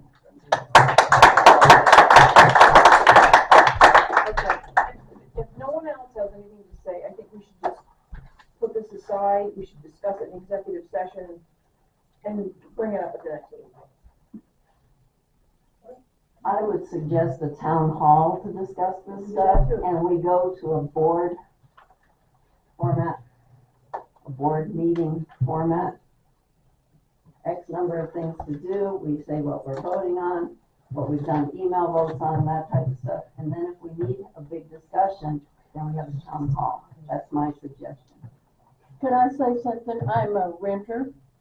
I would suggest that the board make this decision and that we never bring it up again. Yes, let's just move the word and go. I'm sorry. Yeah. But, you know, I love the whole fort. I live on a street that needs change, but you know what? It's not the most important thing on this fort. The whole fort, I want all of it to survive and progress, and people love one another. Put all of this horrible stuff God is frowning on that. I'm sorry. You're right. All right, so, you want to say something? Well, can we make a motion that we are going to, well, I guess I can make a motion and then whether it passes or not is, This is a discussion. I know, I wanted it on as an action item, and we can make a motion, I checked Robert Rules of Order, that I can make a motion for this, and if it doesn't get seconded or you vote it down, then that's fine. So I would like to make a motion, that the board form an ad hoc committee for the purpose of a process that needs to happen. And whether you want the details to include Historical Society membership, Mr. Peterson, and board members. But it's a committee. Yes. That's fine.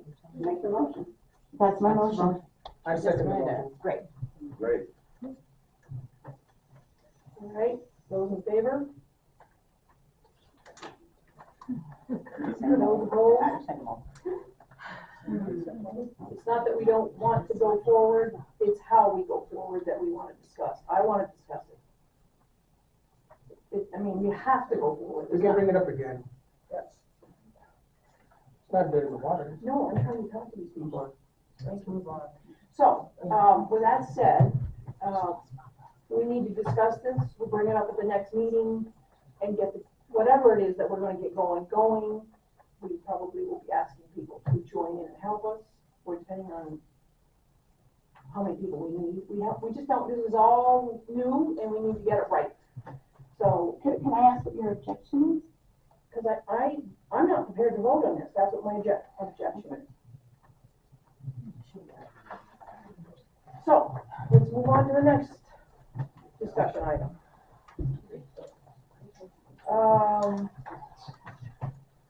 Discuss location for the Court Park Street dance.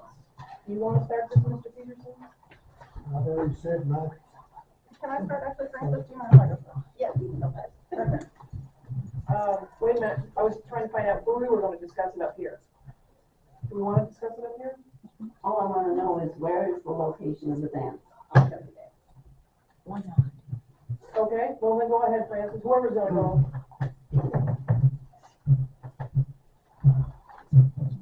Okay, I actually have a whole timeline going back to October when the dance was first decided, or when our committee decided to have a dance as an addition to 4 court days.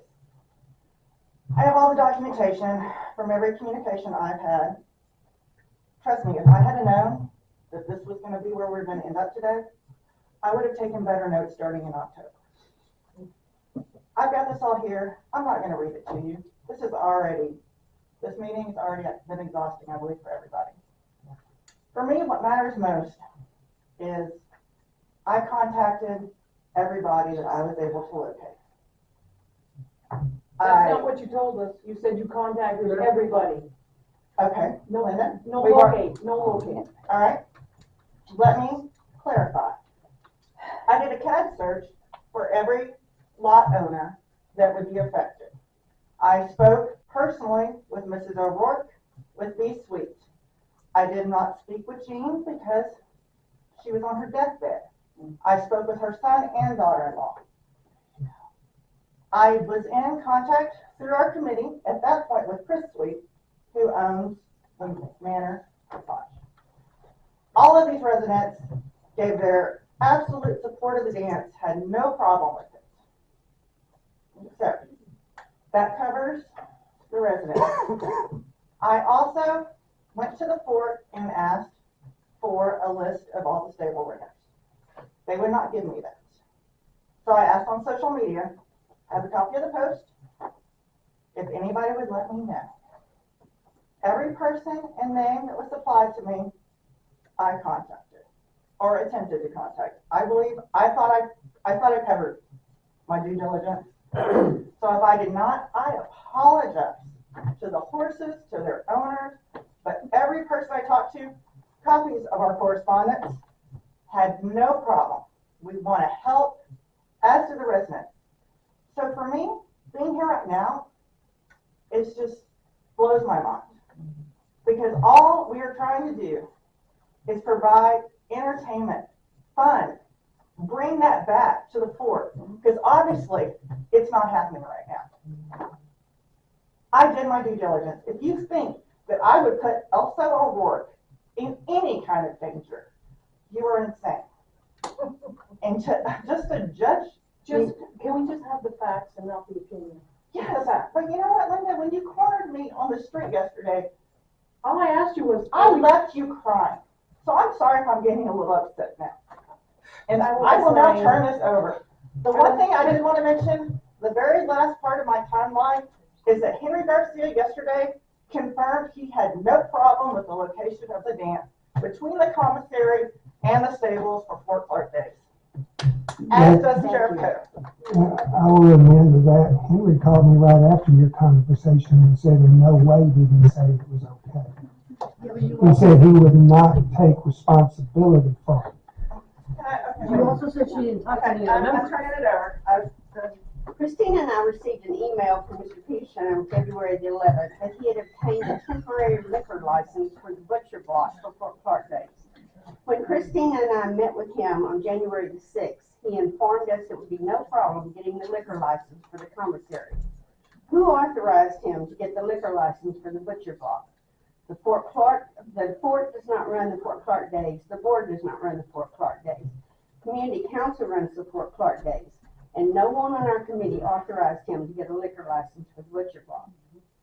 We would like to play nice, and we request that Mr. Peterson get his license amended to the commissary for Fort Clark Days. This is the only money the fort makes off the Fort Clark Days, and we would like for them to make the most they can. He stated in his email that since we couldn't have the dance at the commissary, he was moving the liquor location. These are two separate entities. We did not want the bar in the commissary just for the dance. We want it for the entire weekend for the Red Garter Saloon. This has been done in the past. People are excited about the commissary being used again. The Cavalry Brigade did a fantastic job cleaning the commissary up for use. Christina and David have done a great job mopping and polishing the stage, and they polyurethane the bar, and it looks fantastic. There will be a place for people to sit down and talk, enjoy their libations, and listen to acoustic music. This is not available at the butcher block. If he cannot change his license, then we will acquire our own license and sell beer and wine in the Red Garter Saloon. He also sent us Henry Garcia's letter that he requested from Mr. Garcia, saying that he opposes the street dance in front of the commissary. We have spoken to every lot owner on McClellan Road east of the commissary and received their glowing endorsement to have the dance. They are fully aware of their ability to enter and exit through Unit 1 and an emergency. We have driven the route in multiple vehicles. The mud trucks use that route all the time. There is plenty of room for the ambulance to get through. We also met with Sheriff Fred Coe, who is very supportive of the dance at the commissary, and he plans to attend. He also stated that neither he nor Henry Garcia have any authority over what takes place on the fort because we are a private entity.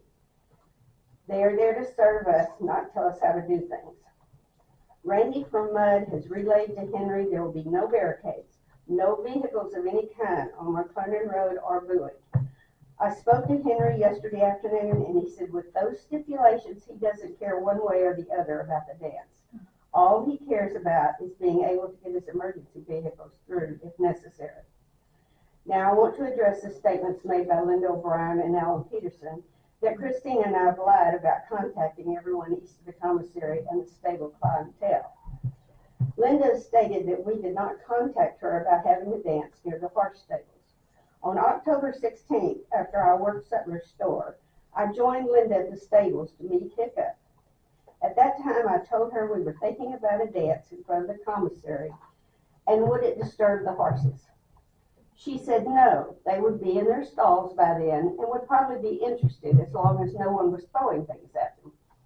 I assured her that would not happen. On October 18th, she was sitting on my front porch with my husband and I, and she asked if the music would bother the horses.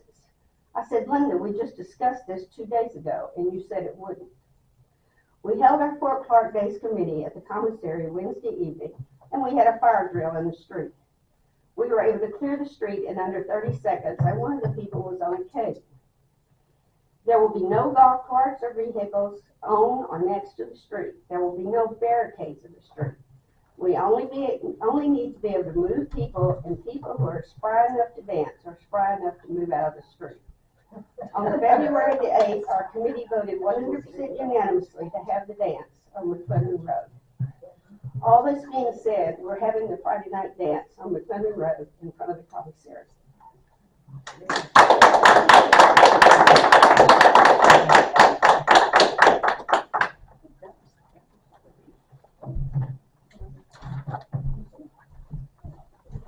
Anybody else have anything they want to say? Mr. Peterson, do you want to weigh in here? Other than the fact this is only a safety issue. And I did speak to Henry yesterday afternoon, and he said he still stands by the letter he provided us. Our insurance company still stands by the parameters they gave us.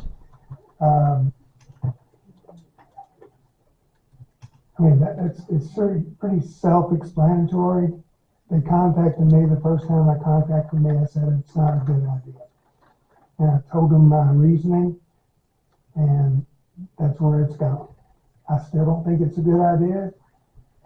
The board can do what they want to do, but to think that something can't happen is sort of ignoring the things that have happened at the fort for the last 20 years that have gotten us in this situation.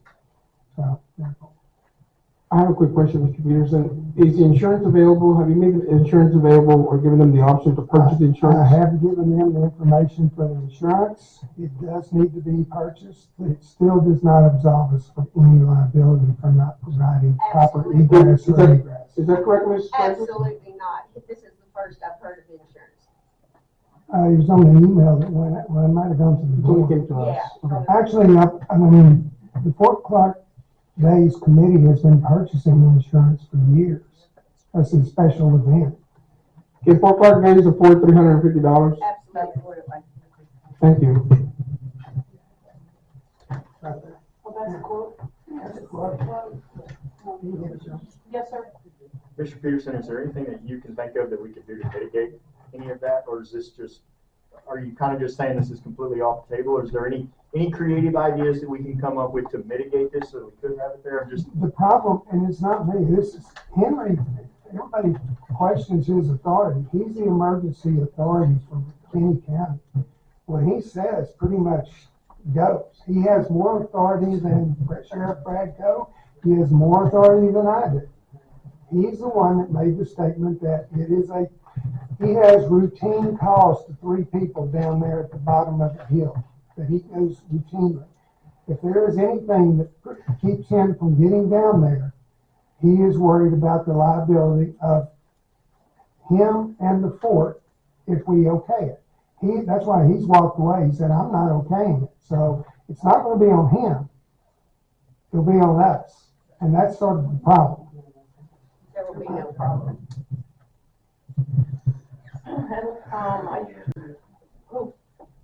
I'm sorry, we already have.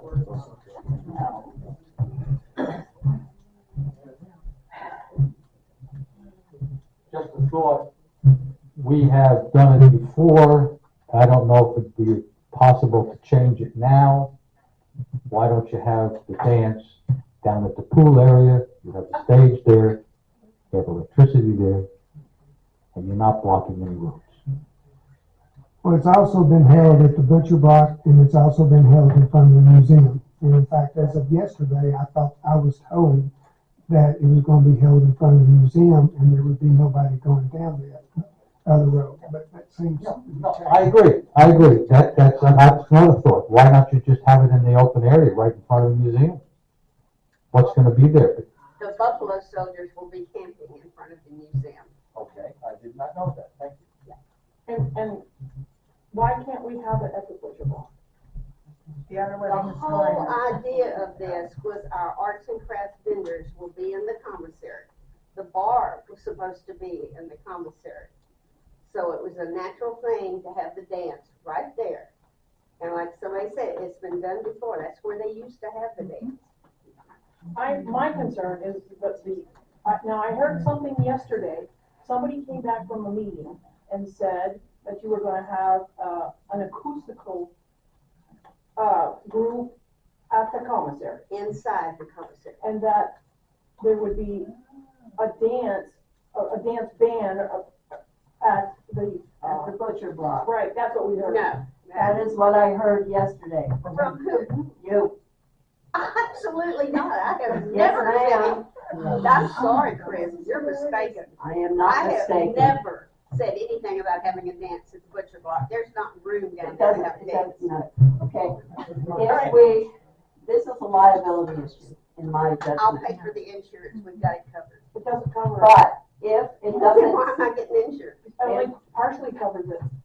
if for any reason we wind up with a major lawsuit, are you prepared to pay the full assessment that would be involved on that? The odds of that are so slim. The odds are there. I don't care how slim they We're are. having the dance in front of the commissary. I think, shall we vote? Where's the letter? Where's the letter from the insurance company? In your packet. Okay, I can't find it in my paper.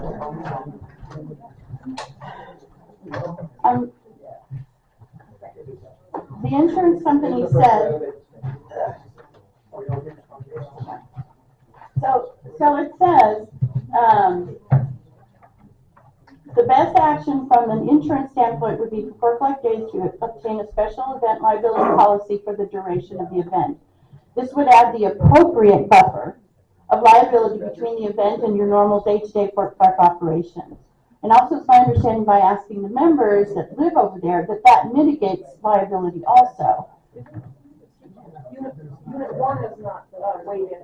That does not mitigate liability. Well, Unit 1, what do you mean Unit 1? Well, somebody asked unit one and they didn't want to do that. Oh, we can get insurance, it's just like having normal insurance. But if you have a claim, it's gonna go against your lost runs for the next 5 years. That's what it goes against.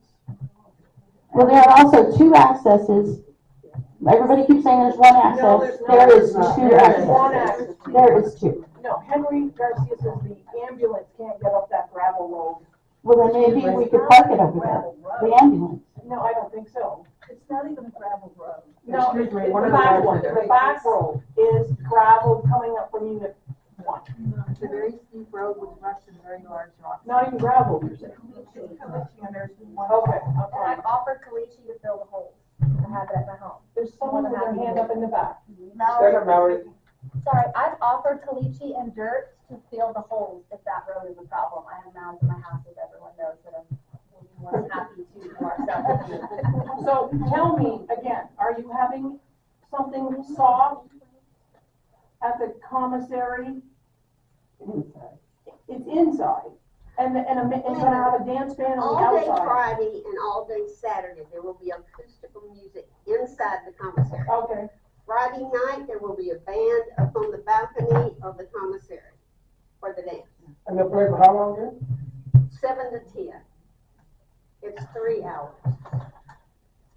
I think I'd like to propose that we take a vote, with regard to this, dance on Friday night in the commissary.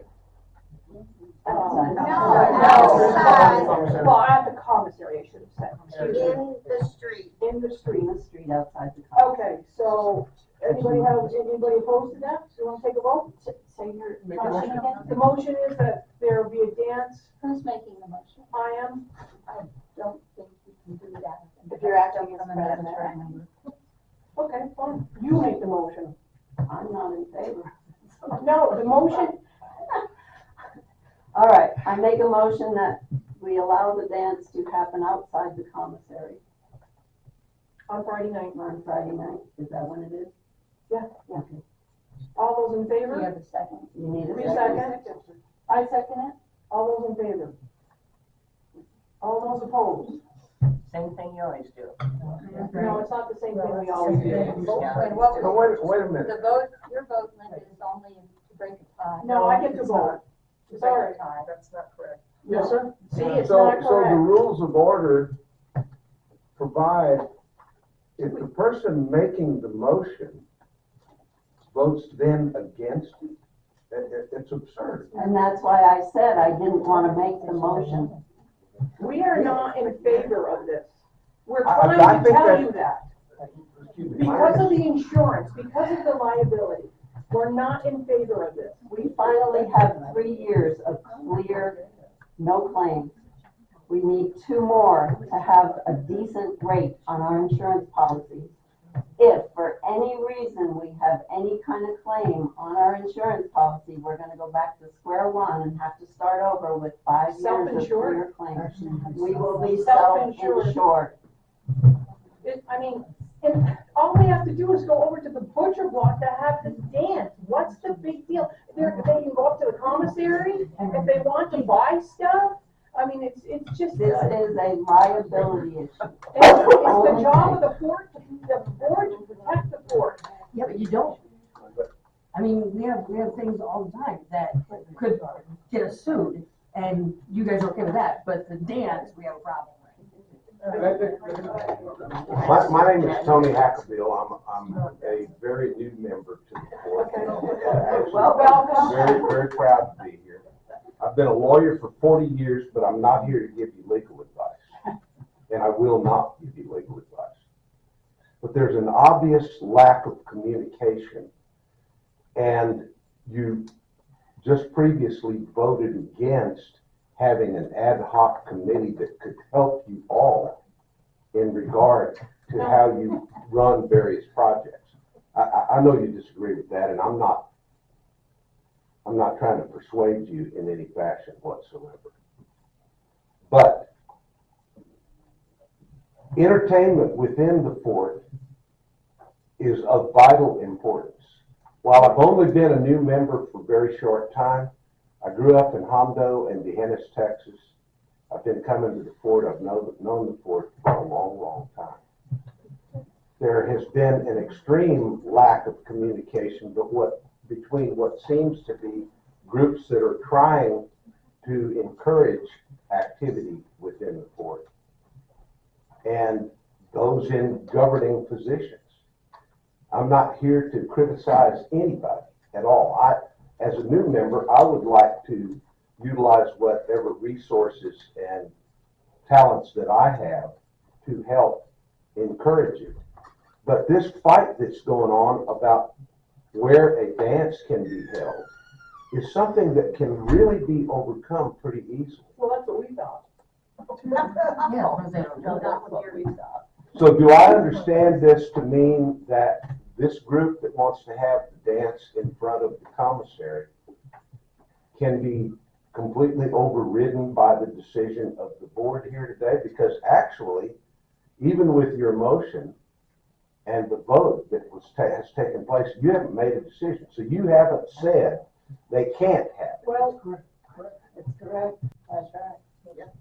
So if the group that wants to have the dance in front of the commissary decides to have it, right now where you stand is We're not done. They're I don't gonna think have we're done here. I just want to say that. Yeah, okay. We are going to discuss this until we get it right. What I don't like is, Ms. Bitter standing up, we're having a dance. I think that's a little over the top. Well, unfortunately, because the group made the decision to have the dance and the board has voted a tie. We have been trying to discuss this with them gently, and it's been going.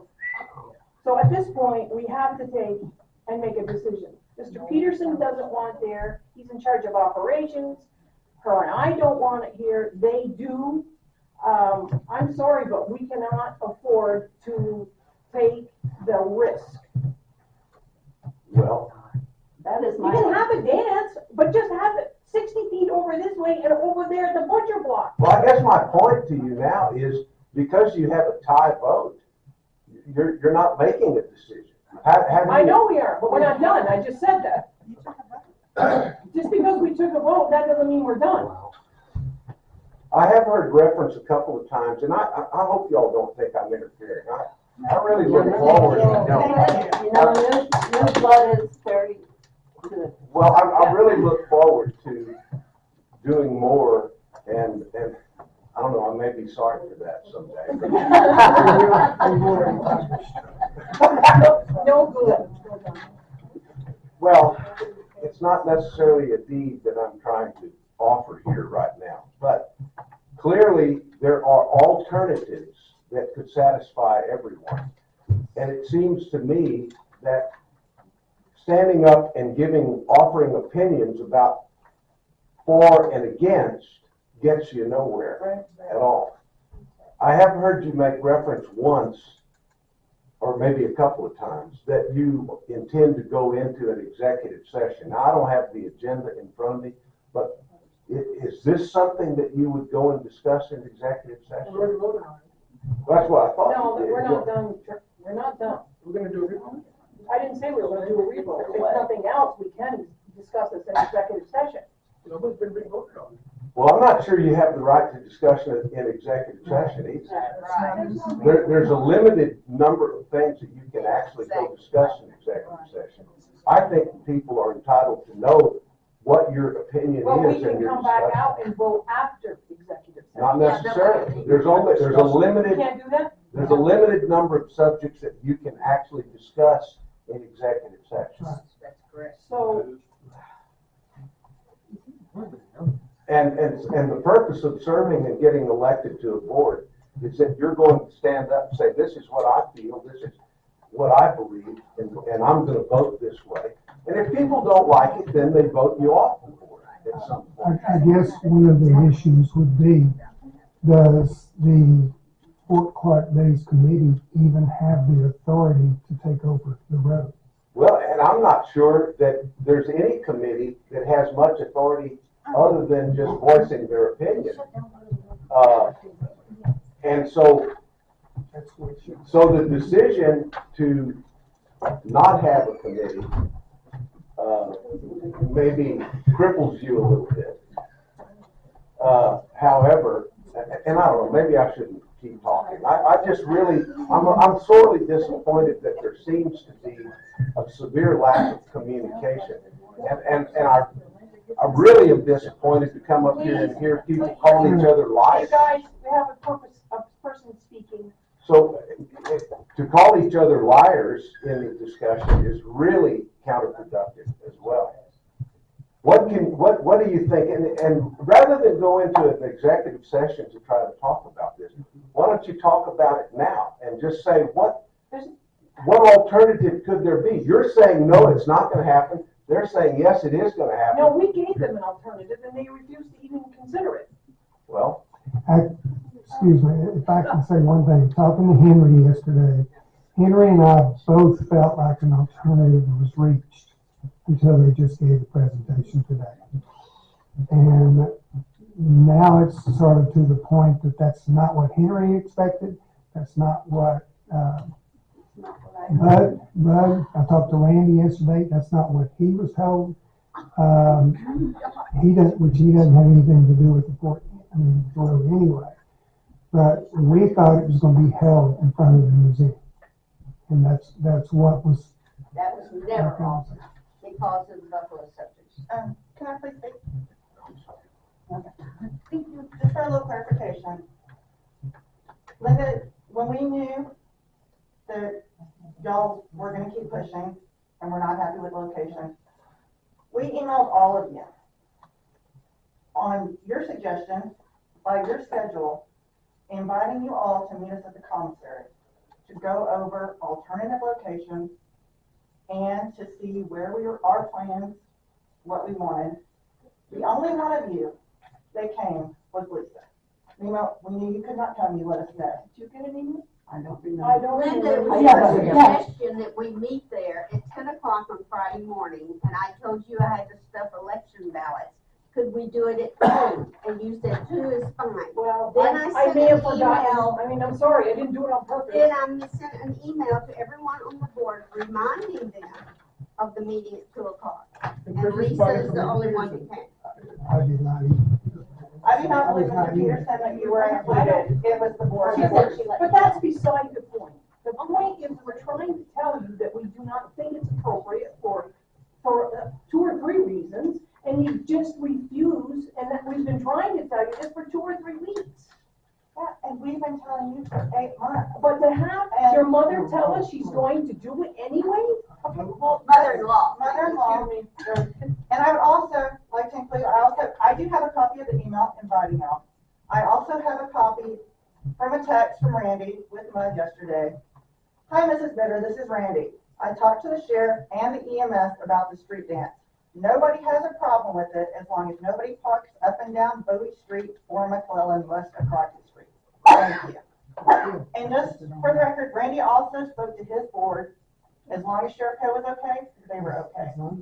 He spoke to the sheriff, he was okay. He spoke to Henry multiple times. Henry was okay with this stipulation. I'm tired of the angst. So let's make sure we get this in writing from Henry. Henry said he would not put it in writing because he's perfectly fed up with all of us. Both sides. Yeah. He does not want to be in Well, the if we can't middle. put it in writing, then we don't have something He said to he fall don't- back on. But Randy did put it in writing. He did, he said no. Randy put it in writing. Put in writing Here's that it your was copy okay. with including Randy's text and all correspondence. That's fine with me. So what do you think? If you're good with it on operations side, let's be done. I would like to make a motion that the dance be held in front of, We're not, We don't need to vote on it, it's done. The committee has made a Is decision, Henry's, we are done. is Henry's, problem with access? Yes, Yes. Okay. Where does he have a problem with access? on McLaren Road. between the horse stables and the common. Where people would be dancing in the Okay, street. because you know if, It's also for the golf carts that would be there. No. That is Henry's problem, don't say no. They will not be there. But We don't that's have a what the volunteer. problem. all I'm saying is that during Fort Clark days, there will be a bunch of roads that are blocked off with barricades. There is no access. This is just an extension of that, is it not? No, this is a dead end road.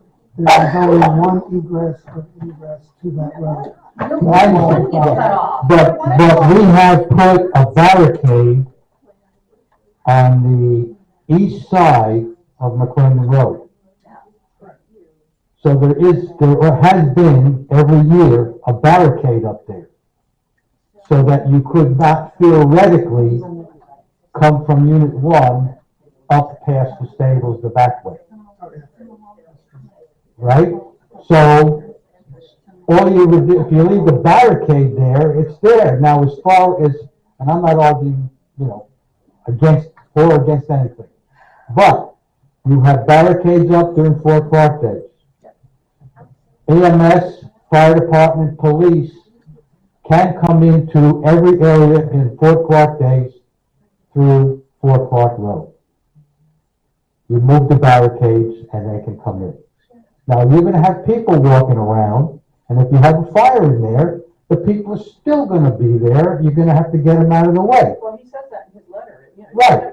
So, what's the difference on McClendon? That's all I'm saying. It's already barricaded. His issue is that he's out there running people and vehicles on the road. Okay, so if they do not allow vehicles there, there's no problem. If you want to park, you're going to have to park along Crockett Road to go to the dance. Let's consider this a compromise, it's fine. Let's be done. Okay. It does not solve the issue of the noise for the horses. It does not solve Unit 1 being notified ahead of time. Let's just be done. Mallory? We're finished. How soon can The you? committee has made a decision. Oh, Why don't you just cancel Fort Clark days? We won't have any of these. My question to Mallory was, how quick can you get that gravel back there? Someone can help me pick it up. You can get it today. I'd like it off my property, to be honest. So that's just a I've been good trying to question. beg people to come get it. It's free. I've hiked up that that road numbers of times, and it's not really a road, it's a deep rut. I took my car up once and it was horrible. It's not, it's, you know, there are deep ruts in it, there are big, big rocks in it. I'm familiar with it. We do not have capabilities of making that passable. But, on the other hand, you know, It's not a road, why do you keep it's saying not a road? road. It's not a road, but that's beside the point. I think that what Bill was saying is accurate. If you keep the vehicles out, which is the main thing, and the people can be moved, then why are we taking all this time to do this when there are so many important things going on in the port? I understand the liability, and I understand that negligence does not, if you're negligent, you're not protected, period. No matter, you know, you see the signs, you do this at your own risk, but if somebody has put something there that makes you injured, then you're not covered. But if you can eliminate the possibility, then. So are we gonna require insurance? Well, I need the insurance no matter what. Do I just send it? That sounds like a great compromise. If the insurance is provided, and you understand that every time an emergency vehicle arrives, their lights are on, their sirens are on, people are gonna move. Now, I can't say that I'm in favor or against the dance there because I've never been to the dance there. But what I'm telling you is, if the insurance is provided, that covers at least some, if not most.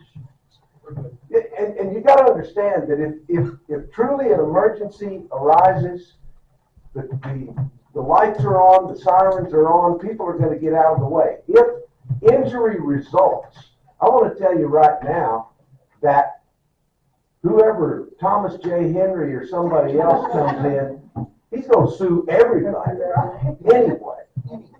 And the thought that you would avoid what sounds to me like a situation that could be resolved very quickly in an emergency, simply because you don't have full insurance coverage, I think you're wasting your time. You're wasting your discussion. I do have an issue with the noise level. Now. No, not now, I have had it all along. Not in October. Yeah. The noise level? Once the ma'am. commissary got cleaned up. I'm talking about the horses. And that's what I discussed with you in October. I am talking about the horses, and I don't care what your notes say, I would not have approved this. How loud is that band gonna be? We can control the. Not any louder than my motorcycle. Please, we're having a meeting here. We can. Yeah. We. No, we're having a meeting, if you can't be quiet. You don't have a problem interrupting people. I'm sorry, I'm trying to have a conversation with this woman. Can somebody help this lady out if she can't be quiet? No. Okay, let's go back. Can you control the level Absolutely. so that those horses aren't We can driven do crazy and no place to go? We can do a decibel check on the band. We have been reading up on what is safe for human ears. Yep. And for animal ears. So we know what decibel the band needs to be at, and we can control that. And you're willing to listen to some discussion if there's an issue on the decimal level, and I guess is my point. I just, I have two young horses in there, and I don't want them going crazy. And do you have enough volunteers to handle anyone that's been drinking during this dance?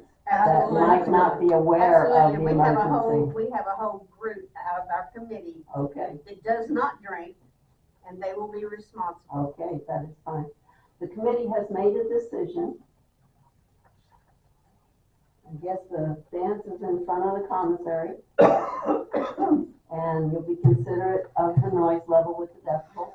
And no vehicles. And no vehicles anywhere in that area. No vehicles or And barricades. purchased insurance. We will.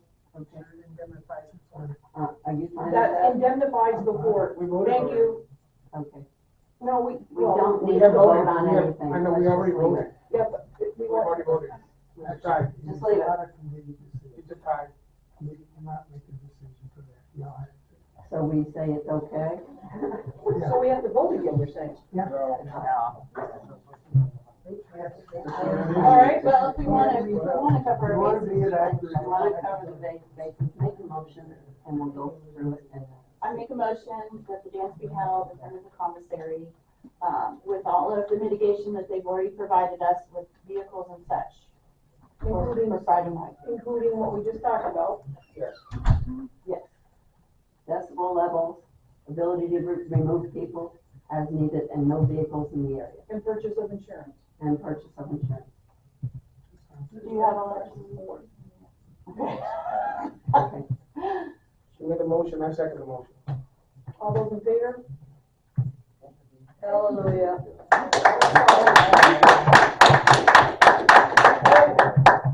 I do have one question, Mr. Peterson, are you gonna be able to change your liquor license?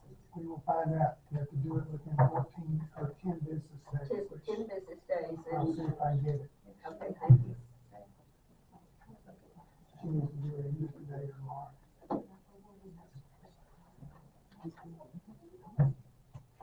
That's all I do. Okay, do you, I'm gonna ask Francis really quick, do you have you talked to anybody about the running of the bar, or, whatever is going on at? Well, if the bar is in the commissary, Daniel has agreed to run the bar. If we have to get our own license, You can't get your own license. oh, yes, yeah, we've already talked to TNBC, and we absolutely can. He has to sign it. No, he doesn't. Yes, I already had it notarized, it's ready to go, it's fixing to go. So he's not gonna sign it? Well, I mean, that's Yours. It will be under community council. It's a nonprofit. Then let us do So it. you wouldn't sign it as what? No, we want to do ours. I think that's a moot point at this point. We've already agreed we're moving forward. Right? No, part of the problem is I don't have the staff to staff it inside the commissary. You don't have to. You don't have to. That's what I'm just saying, it's yours. Okay, thank you. You have to have somebody that.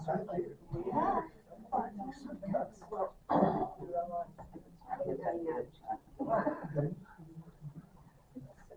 I guess the question is, if you have the staff it at the Ox, at the Butcher Block, and if we move it, why don't we have the staff then to do it at the commissary? I don't understand. Because he's not getting his way. Because he didn't know. That's not helpful. Seriously disrespectful. There are some things that some people just don't understand, I apologize, but I'm not gonna go into it. But I do know I do not have the staff to go into the commissary. Security, which is required.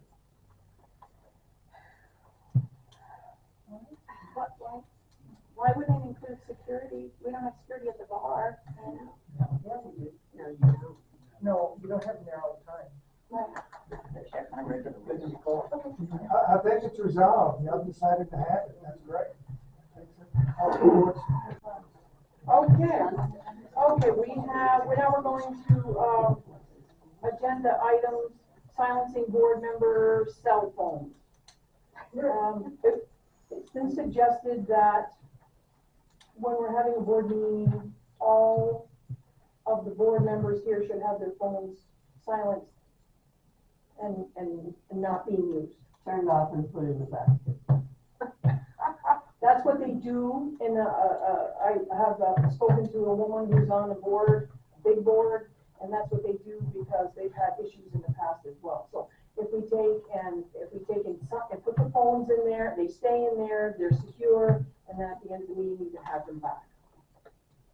Discussion. It's there, we can discuss it, sure, yeah. I have my phone right here, and when I need to look at emails, when people are misquoted, this is where I look at my emails. And so, yeah, or misstated. So the emails are here to double check all that, and I don't answer messages. The only reason I have here is to look at emails that have been sent by this board to one another and to make clarification. That's why I keep it here. Sorry, why, there's not been a problem, why are we have had a problem. Well, there were complaints Came to the office after the last meeting, that someone was texting back and forth with someone here in the room. Was it Travis? No, may I speak? No, it wasn't Travis. Look, from an audience point of view, when people are up there with their cell phones, we have no idea what's going on. And so we can assume the best or we can assume the worst. But all of us should not be on our phones during this meeting. If I have an emergency call that I'm expecting, or if I get one, it can be on vibrate, I can step outside and take a phone call, but I don't need to disrupt the whole audience. And I think that it protects you from us making assumptions about you if we know that you are paying attention to what's going on here and not other things as well. Before each meeting, I ask everyone to silence their phones, specifically the audience. And the board members always silence their phones, whoever has them up here. Again, I have my phone up here to check emails because sometimes some things are stated, they're not correct. And that's where I get my information. And it's very seldom. But you don't need to do that during the meeting. You can write a note to yourself and check it after the meeting and then make a correction. Well, sometimes it has to be corrected during the meeting, that's the problem. Well, it seems to me there's been a lot of misquoting going on back and forth here. What was quoted? And I don't see that anybody's been correcting it. Well, I'm sorry for some people's assumptions. Well, that's what I mean, is protecting everybody. Well, but, I mean, people are gonna have assumptions about what you say, what you do, what you don't do. But we hear what you say, we don't see what's going on your phone, we don't know what's going on your phone. Business is not being conducted on our phone, so it That's the doesn't matter. point, business isn't being conducted on your phone, so why have it on? Why have it out? I mean, Why not? I look up our documents, declarations and stuff But you don't on my do that phone. before the meeting? Well, I don't have it memorized. Well, yes, how do I know that's what you're doing on Well, the phone? Any well, one of you, I'm that's- not talking about one person. That's a moot point. It's typically, it can be a standard procedure that you don't have that interruption going on during a board meeting that's supposed to be focused on business. All I'm gonna say at this point, we will table this until Travis comes back next month and we will discuss it again then. But there were several complaints at the office last month about people communicating with board members here and they actually saw the communications. It seemed that should not happen. They saw someone on their cell phone, correct? Not the communications. They saw the communications because it was right next to them. And, we're here, Travis is not here, we can vote. And somebody make a motion. No, I don't wanna vote, I wanna discuss it. I was hoping we But could. this is an agenda item. I know it's an agenda item, but I don't think we're prepared to vote. Again, more issues. No to table. No to table it, thank you. Can we table? Can we recognize? Yes, sir. Guys, it's petty. It's not petty when you have If someone. you as a who's board discussing- member, let me talk, you don't interrupt me, you already got on multiple people for that. You as a board member need to be responsible enough to use your phone in a responsible manner. End of story. That's what I tried to do. This is petty. This pettiness is perpetuating itself out here and then coming back at y'all. This is petty. It's not petty with. Stop it. Well, Stop it. No, you This stop. board needs leadership. It needs guidance.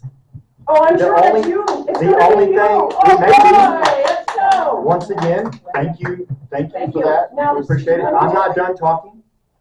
Thank you. You obviously, just please. Memo has made a lot of really good points about what he can do with his phone. The fact that this is even on this agenda is petty. Y'all need to be responsible. We're trusting you to be I'm not a board member, and I may never be, but I trust you to be responsible enough to conduct business in a professional manner. End of story. I'm trying. Don't interrupt me. End of story. Stop it. Stop the infighting. This gentleman right here has a lot of really good points. What a level-headed man here to talk, okay? Mr. Peterson, do you wake up every day and are you mad at the fort? Do you hate working here and do you have ill intent towards the fort? I have no ill intent, but I have to say when I drive here, I get. Come on. Come on. But Just we're not stop going where we this. need to be. Stop this fighting. You know what?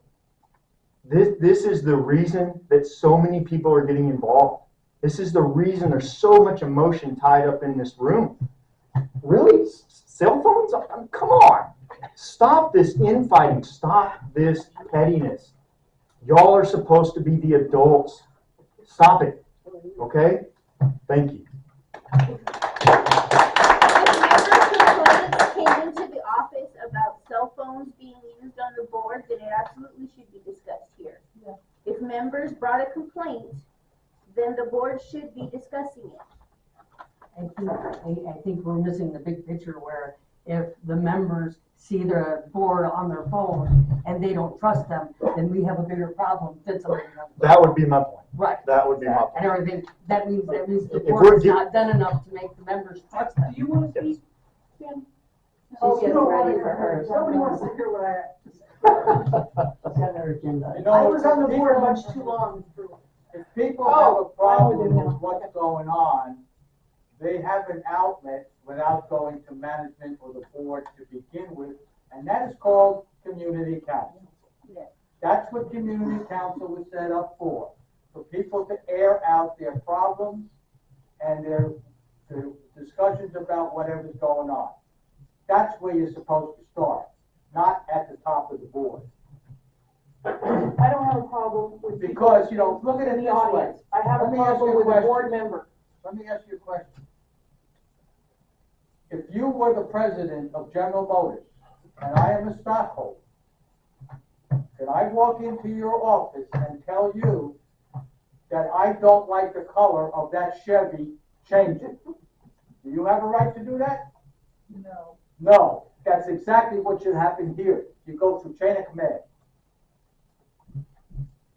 And this stuff would be only this kind of stuff would presented by one person, and that is the president of community council. And they can give you a heads up with a letter so that you will know what they're going to discuss, so you'll know what's coming. Okay. Kathy? I'll try to make it quick. My name's Kathleen Warren. We've been coming here since 1982, so none of this stuff is really new to us, okay? Right, okay.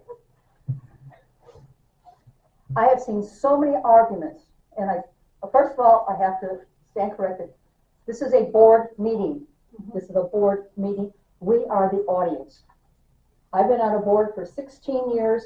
It was a nice corporation. The audience was extremely polite because we were members of this co-op. If we had anything to address it, okay, that being said, I've seen animosity between the previous boards and the audience again, and we were going in such a good direction, I thought. Okay, very quickly, for those that you have been around, okay, Linda, don't put a time limit on, and don't become Maria Perkins.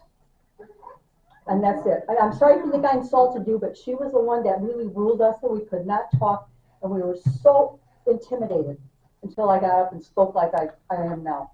All right?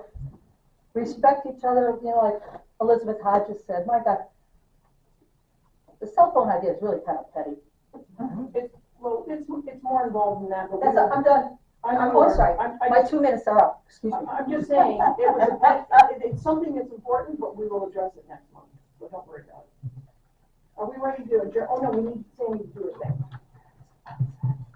Yeah. Please hurry. Yeah. Am I ready? Yes, yes, yes, ma'am.